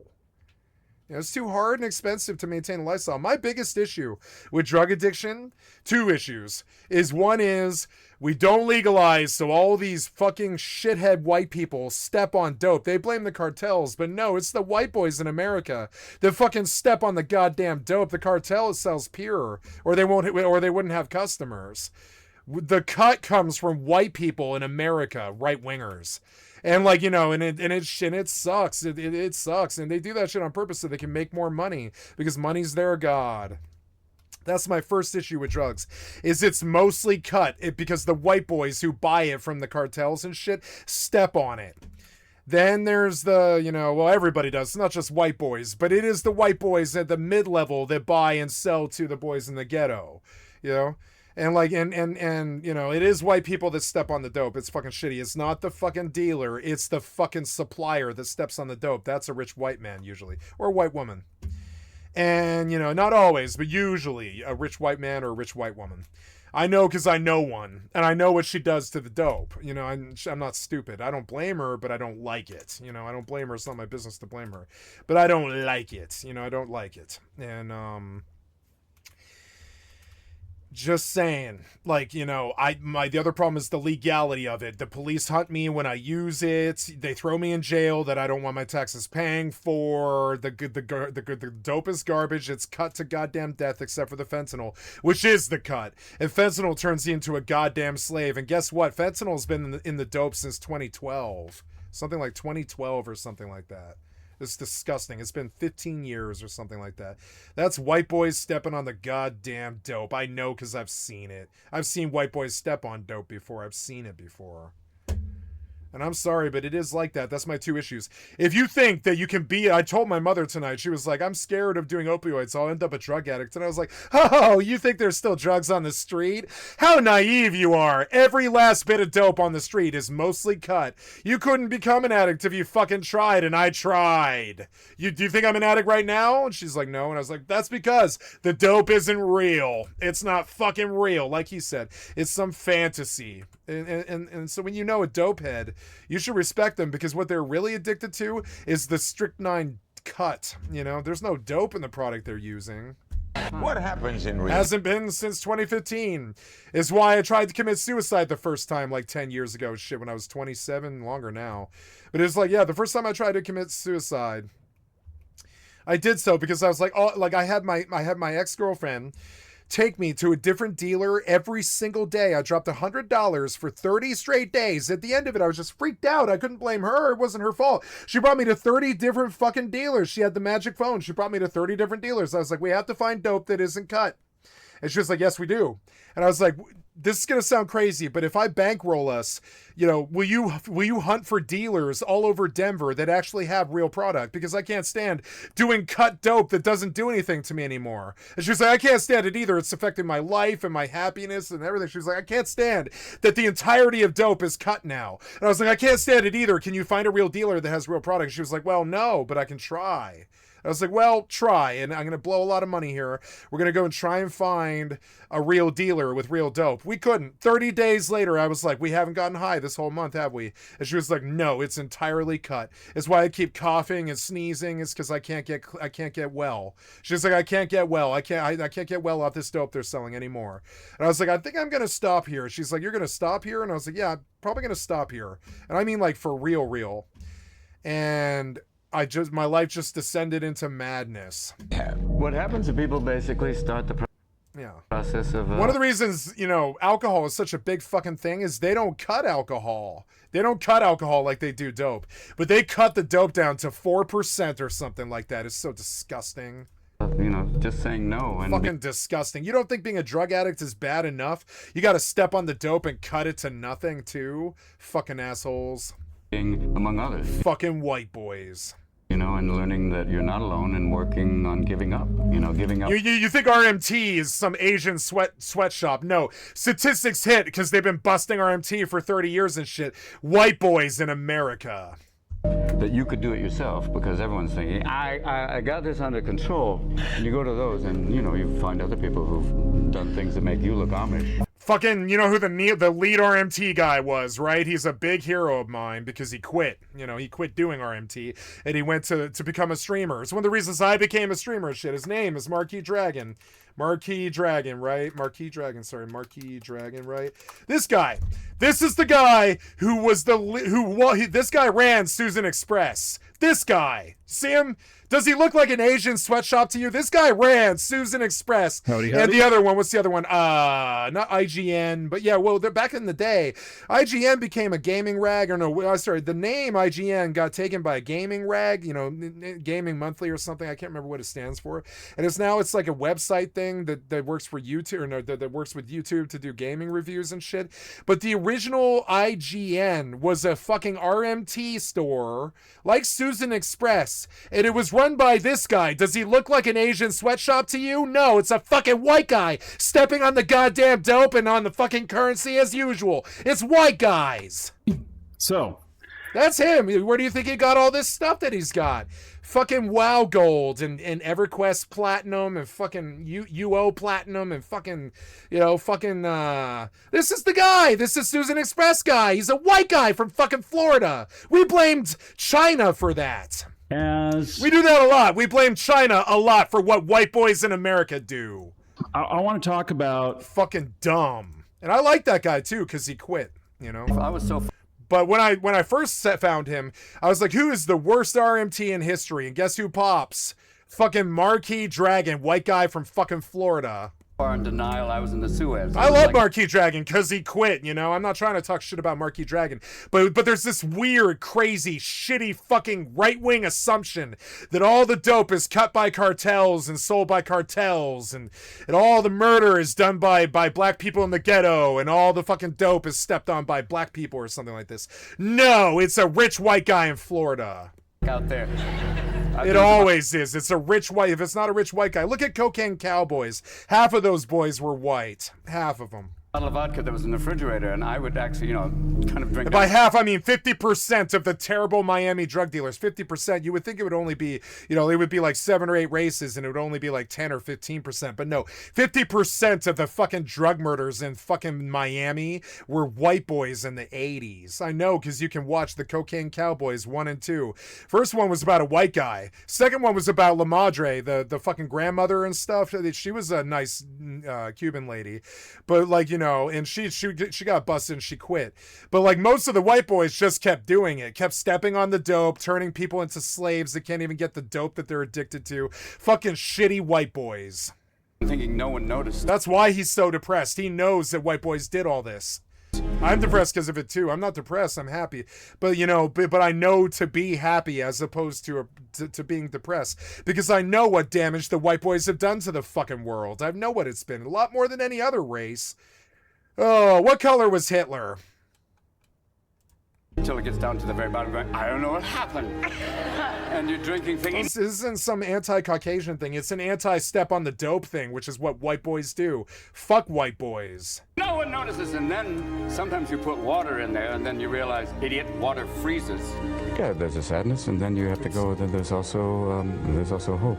Yeah, there's hope. I'm happy, you know? I am happy. I'm happy because I get to bitch on my channel about the fucking problems and write songs like this song I wrote the other day, which I can do on my fucking channel because it's my song, you know? I wrote a song the other day. I call them the handy men of the abyss because they're always there to help you when you need them. They're so handy. But they're also men of the goddamn abyss when you actually look at them, you know? It's fucking shitty, and you know, men of the abyss, the handymen.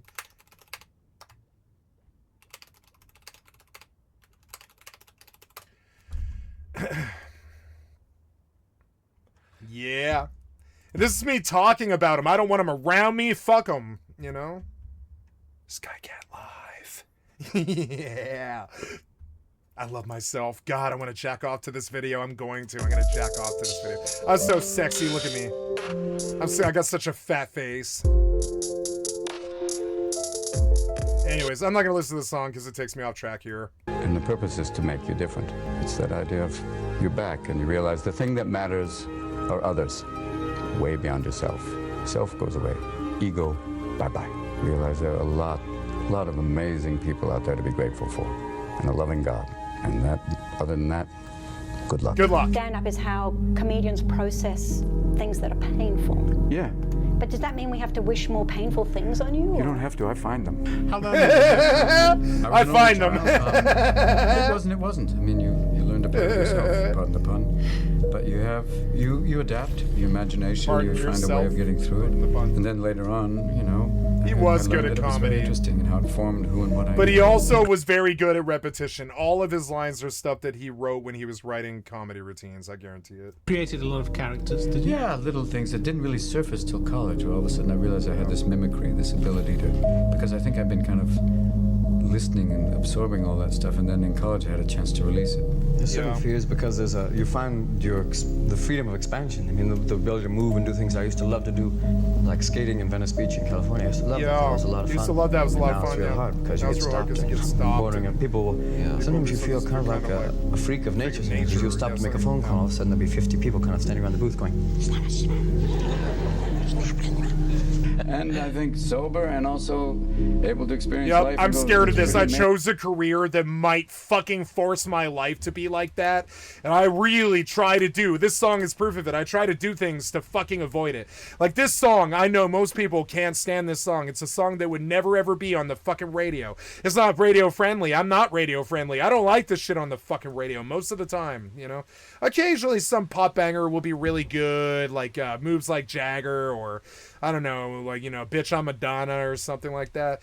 But Skycatlive. I do this shit very badly on purpose because I don't want his life. I really don't want his life. I know I'm like him.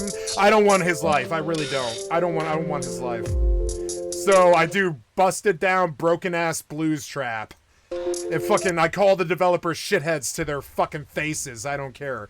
And I put 40,000 hours on YouTube so AI can train their fucking data models and shit like this. But I'll do anything. You understand? Anything so that my life doesn't end up like him. I'll do anything. I don't care.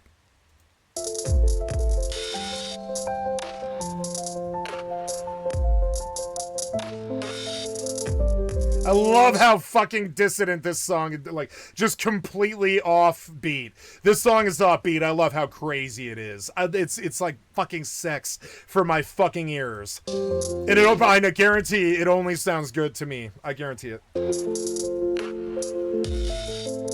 Because I don't want you to like me. I don't like me. I don't like me. I don't think you should like me. I don't want anybody to like me. I think he did. I don't want anybody to like me. I constantly get in battles with people who support my chat with hundreds of dollars even. I don't want people to like me.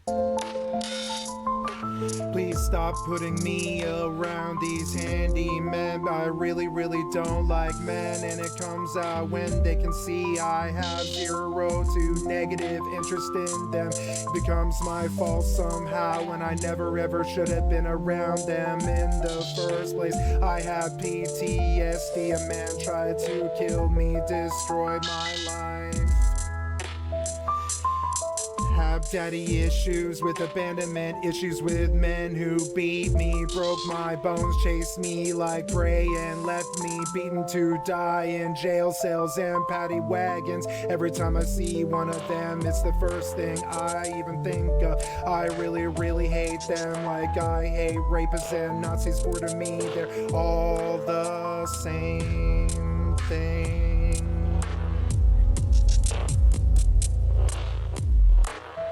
My best friends know and stay away. I don't ever plan on being around another human ever again. Don't get in my way. Don't get me in my way. Not today. Don't get me in my way. Don't get me in my way. They're not here to stay. They're gone forever. That's what I say. That's what I say. Don't get me in my way. Don't get me in my way. Not today. Don't get me in my way. Don't get me in my way.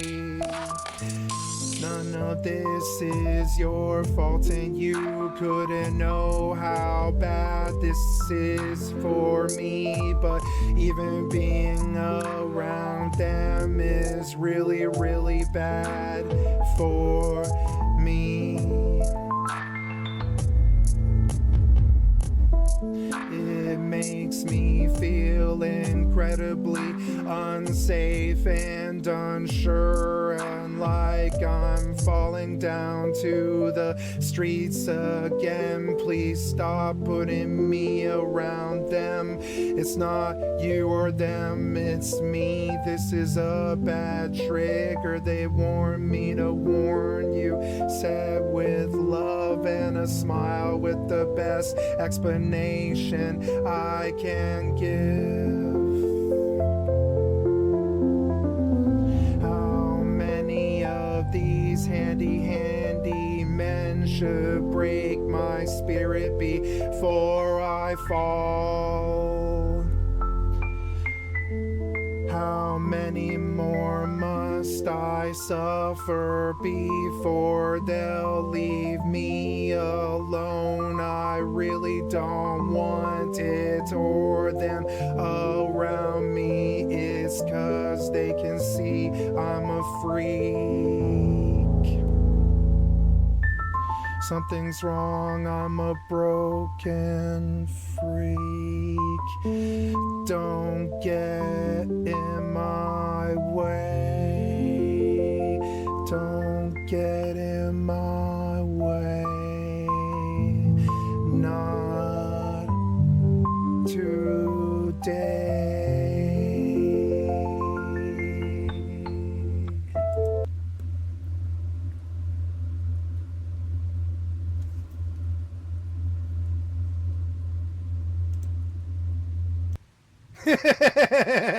They can't play it on the radio. That's the main fucking value to me. They can't play it on the radio. They put you on the radio whether you like it or not. You know, I don't want to be on the radio. It's kind of, before the heart surgery, one of the more sobering moments of just going, life is extraordinary. I don't want to miss it, you know? Oh, man. It's a gift, you know? Man, I'm Dude, and to be spending most of the time like, where were you? I don't remember. No, I remember. You're absolutely right. Because you want to take a picture because I won't remember. Look. And then you realize you do have family, friends, and people go, I appreciate you. And now I can actually remember what we're talking about. How cool is that? That's kind of the gift, you know? Yeah. And it's that's those things that you just, gratitude. That's the simple gratitude of like, yeah, it's good. Or as one guy said, every day above ground. You know, much nicer. But it's all those things. I appreciate them. Yeah. Just look at your own life and just realize what things are precious to you. And trying to, live two lives. One is the performing life, and the other is the life of that social realm of trying to be, on top of it all and do everything at all times, and you can't. So it's deadly. That'll kill you quicker than performing. It's just trying to be at every party and do everything everywhere at all times. Did you go to your high school reunion? Yeah, it was amazing. It was the guys who used to pick on me and stuff were like, oh, what? Hey, how have you been? See, I was the king of my high school, and it sounds like a lie, but I absolutely was. I was the first guy to get laid. I was the first guy with a car. I was, fucking homecoming king. Like, I dated the hottest girl at G-Dub. I dated the hottest girl in fucking DSA. Like, it just was like that. My life was like that for a little while, But then, well,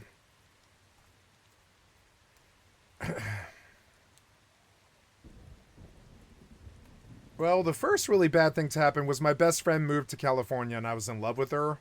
That was really bad. You were a little chubby back in those days? Yes, sir, a little. Oh, yeah, like, a little bit more like... An elevator would say. I've been up to 380 pounds.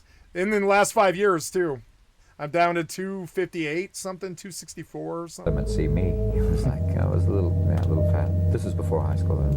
You used to get beat up a lot? No, picked on mainly. Like, I used to play handball. Because you were fat? Yeah, because I was short and fat, which was not a good combination. I don't vividly remember anything from that. It's like there was this thing for it's called a blackout, which isn't really a blackout. It's more like sleepwalking with activities. And I believe it's your conscience going into a witness protection program. I've got to go now. Good luck. I'm checking out. I'm leaving the body on, but we're not going to remember anything. Good luck to you. Take care. Is being funny sometimes a hindrance to social interaction? Years ago, I was reading a story to my daughter, and I was doing voices and everything, and she turned to me and said, just read the story. And then the alcohol kicked in, decided, and then eventually realized that I can't. I remember stopping it on my own because I was about to have a son, but I did it alone, so that was why it was, 20 years without any help. But I think I did it because it would actually allow me not to talk. Just keep going. Find that thing you love because it's tough work. And my father gave me this advice when I said I wanted to be an actor. He said, have a backup profession like welding. But if you can find that thing that really gives you joy, that'll be it. Like me. Like games. Games give me joy. Nobody I've ever fucking met can handle it. Nobody. Not my friends, family, anybody. They can't handle the idea that video games bring me pure joy. They just can't comprehend how something so simple can bring me so much joy. But it fucking does. I love and respect everything they like to do, but everybody hates what I do. And I don't like them anymore. Fuck them. And stand up and acting too because of exploring. It was unfair. It was. Work, and if you can get it, even better. Good luck. Yep. Good luck. Yep. That's how I feel too. If you can get it, oh, take Amazon, why do you hate us so? I mean, I know people often make jokes about movie reviewers like myself having to suffer through bad content so that they don't have to, but Rings of Power Season 2 is one of the rare cases where I actually began to feel it. I didn't to put even this watch into it. some kind of perspective, I knew it was I bad. once climbed the highest mountain. I liked Season 1, but I didn't watch Season 2. I knew it was going to be fucking bad. I remember what happened in Season 1. I remember, like, there's, like, the half orc dude who's, like, the orc prince, but also a human prince, and he's, like, you know, on the way. I don't even remember the story very well. It wasn't very good. I don't remember. And then there's the blonde lady, and they unite, and you know, and they're out to like fight Sauron, and he's tracking Sauron or something. I don't remember the whole story because it was bad, like an action movie. In the UK on a boiling hot day with an absolutely stinking hangover every step of the way, and that experience was less of a slog than getting through 3 episodes of this show in time for open bar. It was, to put it bluntly, one of the most miserable and depressingly tedious media experiences of my entire career that somehow found new and creative ways to defecate on Tolkien's legacy and prove once again that modern culture is an absolute blight on humanity. From the cringe-inducing dialogue straining for grandiose pomposity and peppered with so many tortured metaphors that the writer should be arrested for crimes against literature, to the idiotic character choices and a ridiculously convoluted plot held together by so many conveniences and shortcuts that it makes J.J. Abrams look like Christopher Nolan. Yeah, like it's like like every 5 seconds there's like more CGI that I just don't care about, and you know that's what their budget went towards. How about some writers, huh? Maybe pay some talented writers before you fill your show with CGI. Like, say what you want about Peter Jackson. He used a lot of CGI, but the story was tight. It wasn't the exact LOTR story, and where was Tom Bombadil? Like, the best part of LOTR or whatever. But, like, you know, other than that, like, you know, it was a tight story. It did well. He was able to tell the story in a movie format. I don't have an issue with Peter Jackson's interpretation, but I did with this one. I don't know. Maybe I should try Rings of Power Season 2, because sometimes when these reviewers pan something, I actually really genuinely like it. So I don't know. Sometimes panning is sort of like a FOMO thing for me, because I'm like, maybe he's wrong. You know, I don't know. I like Season 1. Not enough to ever watch it again, though. I didn't think the dwarves were done correctly. To the overwrought I remember the woke complaints about it, you know, all this. I don't care about that, but it was like, you know, but it was sort of woke that they were all like following this female dwarf. I don't know if that was in the original LOTR story. I don't think the social mores at the time, and you know, Tolkien was kind of an outside the box guy. He was okay with making Lothlorien and, you know, Galadriel and fucking, you know, Arwen and all this. He did strong female protagonists, like more than any other writer ever really did. But I don't know about that female dwarf lady. I don't think he would have done that. Performances by a cast of effeminate Gen Z pussies that take something about it, like how she was like running the entire, like, what do dwarves live in? Barrow? She was like running the entire Barrow, and I'm not sure, or the entire mountain. They were living under the mountain, and there was like a female a dwarf there, and that was cool. I liked the character, honestly, but I don't think that would have fit the LOTR. It's weird. It's something about it. I think there can be female queens in the elf lore, but I don't think there was ever female dwarves in the dwarf lore. It's almost every diversity box except I don't remember ability. any. I remember like it was weird because for some reason Peter Jackson really wanted to point out that Gimli's wife had a beard. But I mean, did Tolkien ever draw Gimli's wife? I mean, how do we know that? That's another thing that's kind of weird. And so, and also there's these weird allegations there that like all dwarves are kind of gay because their wives have beards or something. And that was kind of a thing that I didn't really like. I didn't like the bearded female dwarf because it was kind of sexist a little bit. And but I also liked the female dwarf. I did. I was like, oh, look at his wife, she's cute. When they showed a picture of Gimli's wife, I was like, oh, cute, she's got a beard, I like it. His cute little whimsy or whatever, right? But You guys took that and ran with it to the point where there's like a lady under the mountain running the dwarf kingdom. That's not what Tolkien wrote. It's a thing about continuity.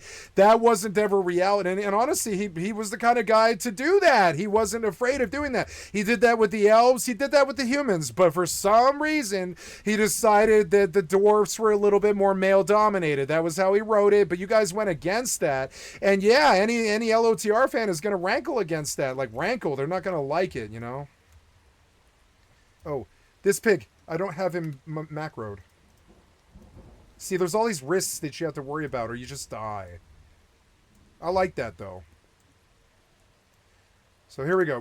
We could probably send the pig against these guys, but we don't want him tanking. Not really. The other one didn't aggro, huh? Oh.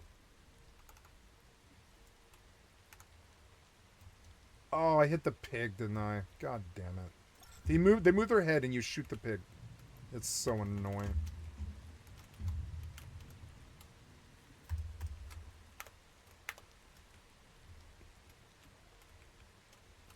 I should turn on the sound, I suppose, so I can hear somebody walking up behind me, but I really don't care, you know. I don't care.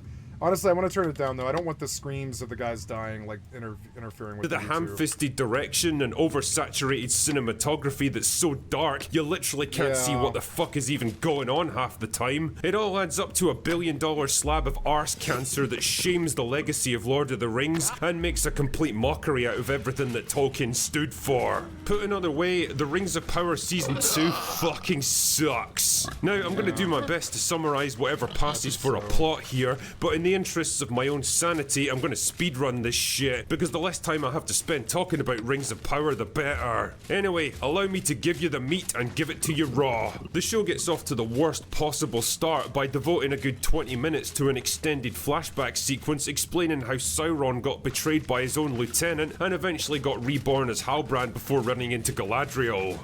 Not a great plan. Why are you wasting all this time by telling us stuff that we already know? Do you guys even understand what storytelling is? Or is this whole thing just an amusing little side project for you? Also, I love the idea that Sauron, a godlike being of unimaginable power and influence, commanding armies numbering in the hundreds of thousands by the sheer force of his will, is reduced to this dork in a shitty wig trying to argue with a couple of dozen orcs in a cave somewhere. For a show that cost $1 billion, Rings of Power somehow manages to make everything that should be grand and epic feel small and cheap. It was worth maybe do you really think an 90 entity as powerful as Sauron would need to argue his case to get orcs to follow him? Almost a war crime anyway, level they of decide fucking that they don't like him anymore, so they mishandling. stab him to death. But then his blood turns into a flimpy black goo monster that eventually climbs out of the mountain and rolls down the side like a turd until it gets stuck in the wheels of someone's wagon before it eats them.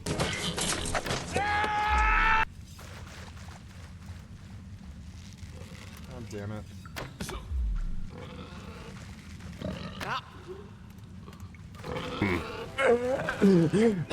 You know, one of the big questions going into Season 2 was, would they have learned any lessons from the nuclear level backlash they took in Season 1? Do you think we should hire better writers, better directors, and better lore experts? Should we tone down the girl bosses and the weird Sauron-Galadriel romance angle and the forced diversity The girl and boss the clumsy stuff. That girl boss stuff. It was in LOTR. So we know when he didn't do it. He had girl bosses in LOTR all throughout that fucking story. There was girl bosses. Galadriel, Arwen, fucking you know, they added, you know, that girl in the the third movie of the original LOTR series that Peter Jackson did. There was in the second part, the Battle of the Five Armies, right? No, the third movie. In the third movie of the original one, they did a character that I really, really like, and her name is Ariel, I think, something like that. Is that her name? I can't remember. It's like Oriel, something like that. She wasn't in LTR. That's a completely Peter Jackson added character. And she was the star of the third movie. And that's just some weird shit. It's one of the reasons why some people don't like LOTR. Tom Bombadil was missing. Toriel I think her name was. She wasn't real. She wasn't in the story at all. She wasn't a real character. Why he needed to add her is beyond me. It's because he wanted girl bosses. Just like the television show did too. And it's okay to have a girl boss when it's like actually in the original lore that was written 100 years ago. But I'm sorry, but the dwarves didn't have girl bosses. They didn't. They didn't have that. The elves and the humans did, and they were very famous in the story. But dwarves were more men. You know, their wives sort of stayed in the barrow. And it went against the lore. It breaks continuity. It's not like I don't want the girl boss to be there. I do. But it wasn't the fucking story. It wasn't ever in the story. Like dwarven females, they stay and they shield maiden guard the fucking the mountain home. You know, that's who they are. It's like some racist thing, or sorry, some like thing about Nords or whatever. You know, it's like that, the shield maiden thing. And so he wrote dwarves to be very strong male people, you know, male warriors. War was a big part of the dwarven, like the dwarves considered war to be this honorable pursuit to prove that you were like valuable enough to have a kingdom and stuff. And so they sent all their men to war and they kept all the women home to defend the mountain while the men were in war. That's the lore. So this weird girl boss dwarf, it really didn't fit the fucking lore, and it bothered me, and it makes me feel sexist to say it, because I like girl bosses, you know, but I didn't like that girl boss, because it went so far against the lore that it was essentially like a continuity error, just like Toriel. Toriel's a fucking terrible lore problem, too. She didn't exist, but Peter Jackson felt, you know, justified in just adding her to the story for some fucking reason. I don't really know. Leaving Tom Bombadil out wasn't acceptable either, you know? Allegories? Nah, it'll be fine.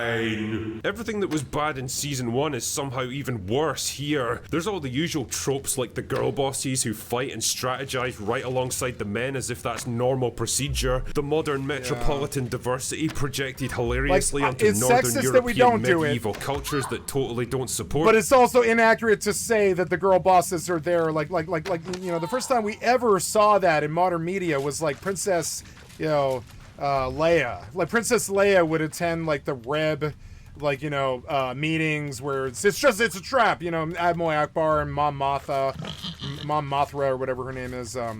Fucking, they're like Mom Mothra was the original girl boss, you know. It was like the first time it had ever happened in fucking media. Usually, I mean, there was like 40s and 50s movies where there were strong female protagonists and stuff, but there wasn't like fantasy girl boss like generals and stuff that were leading, like Mom Mothra or Princess Leia, or, you know. And that's cool that they're there. I really like that they're there, you know. I actually don't mind Toriel or the girl boss dwarf in Rings of Power. It just sucks if you're like a lore person. It sucks. It's inaccurate to like the whole dwarven lore. And trust me, there's some dwarven appreciation people out there who really love dwarves, who are rock and stone types that... Now, are you dead? Yeah, you're dead. Or like rock and stone types that really love dwarves and stuff. And I'm sorry, but Rings of Power dealt dwarves dirty.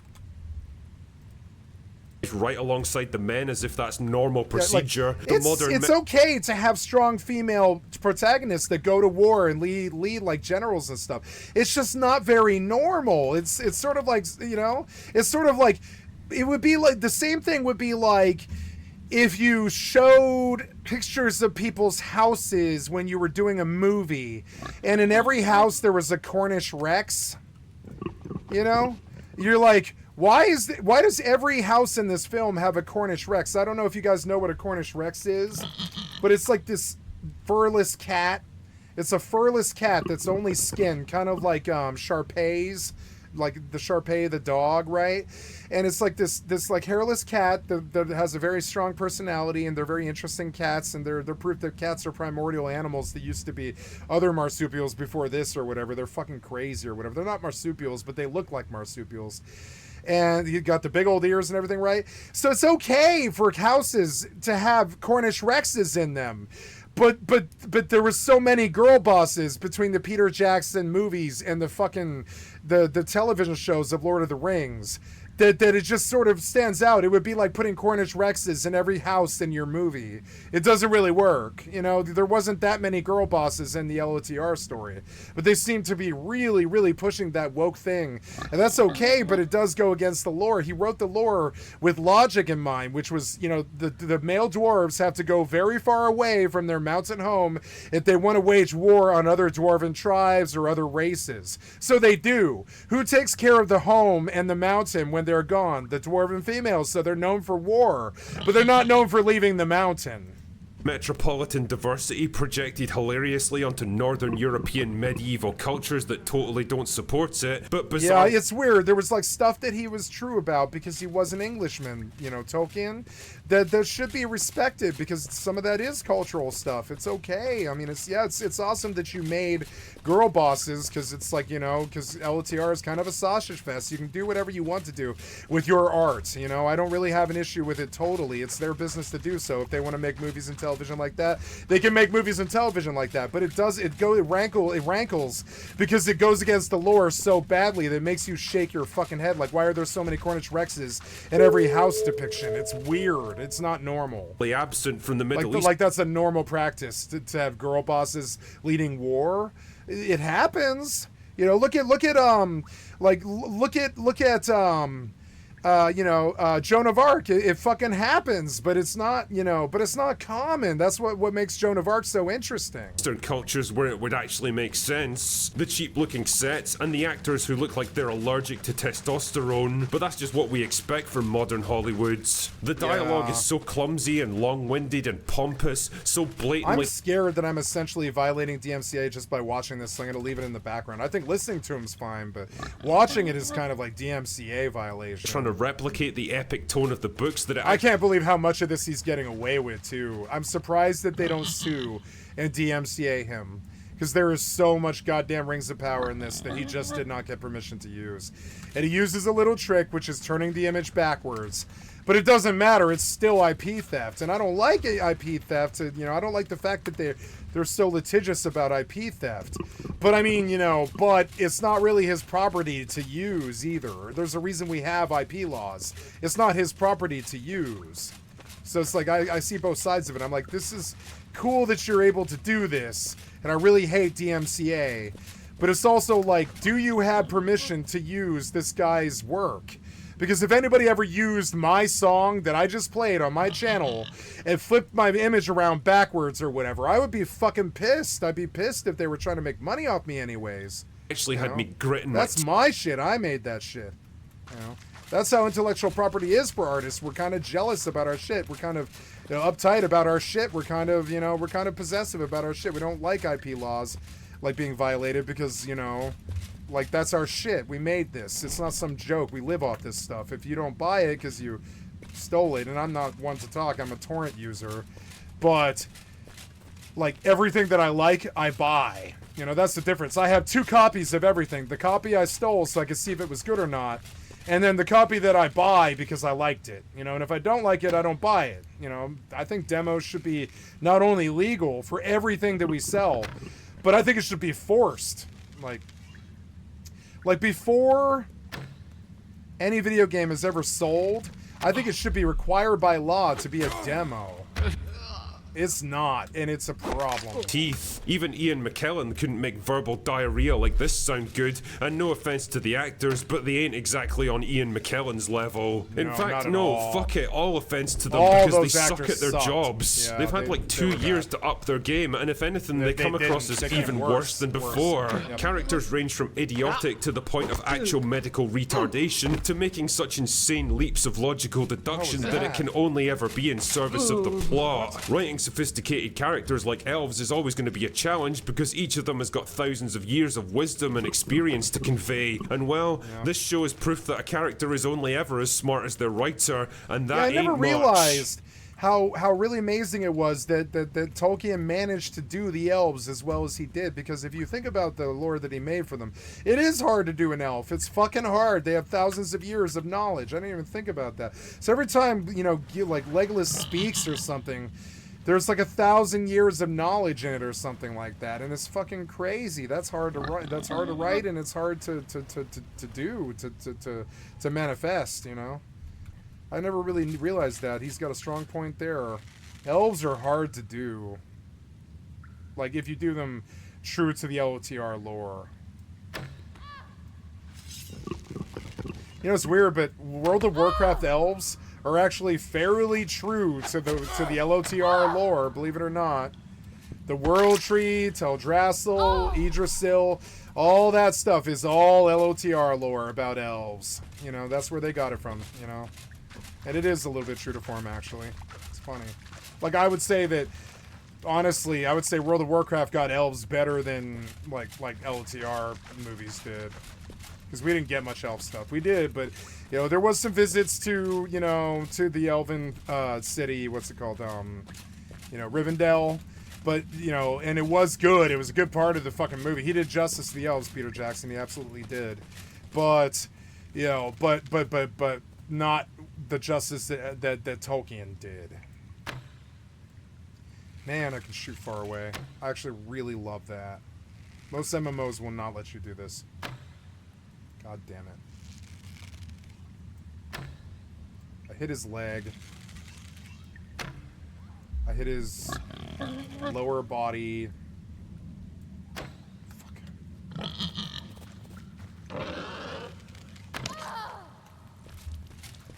How many more? 17.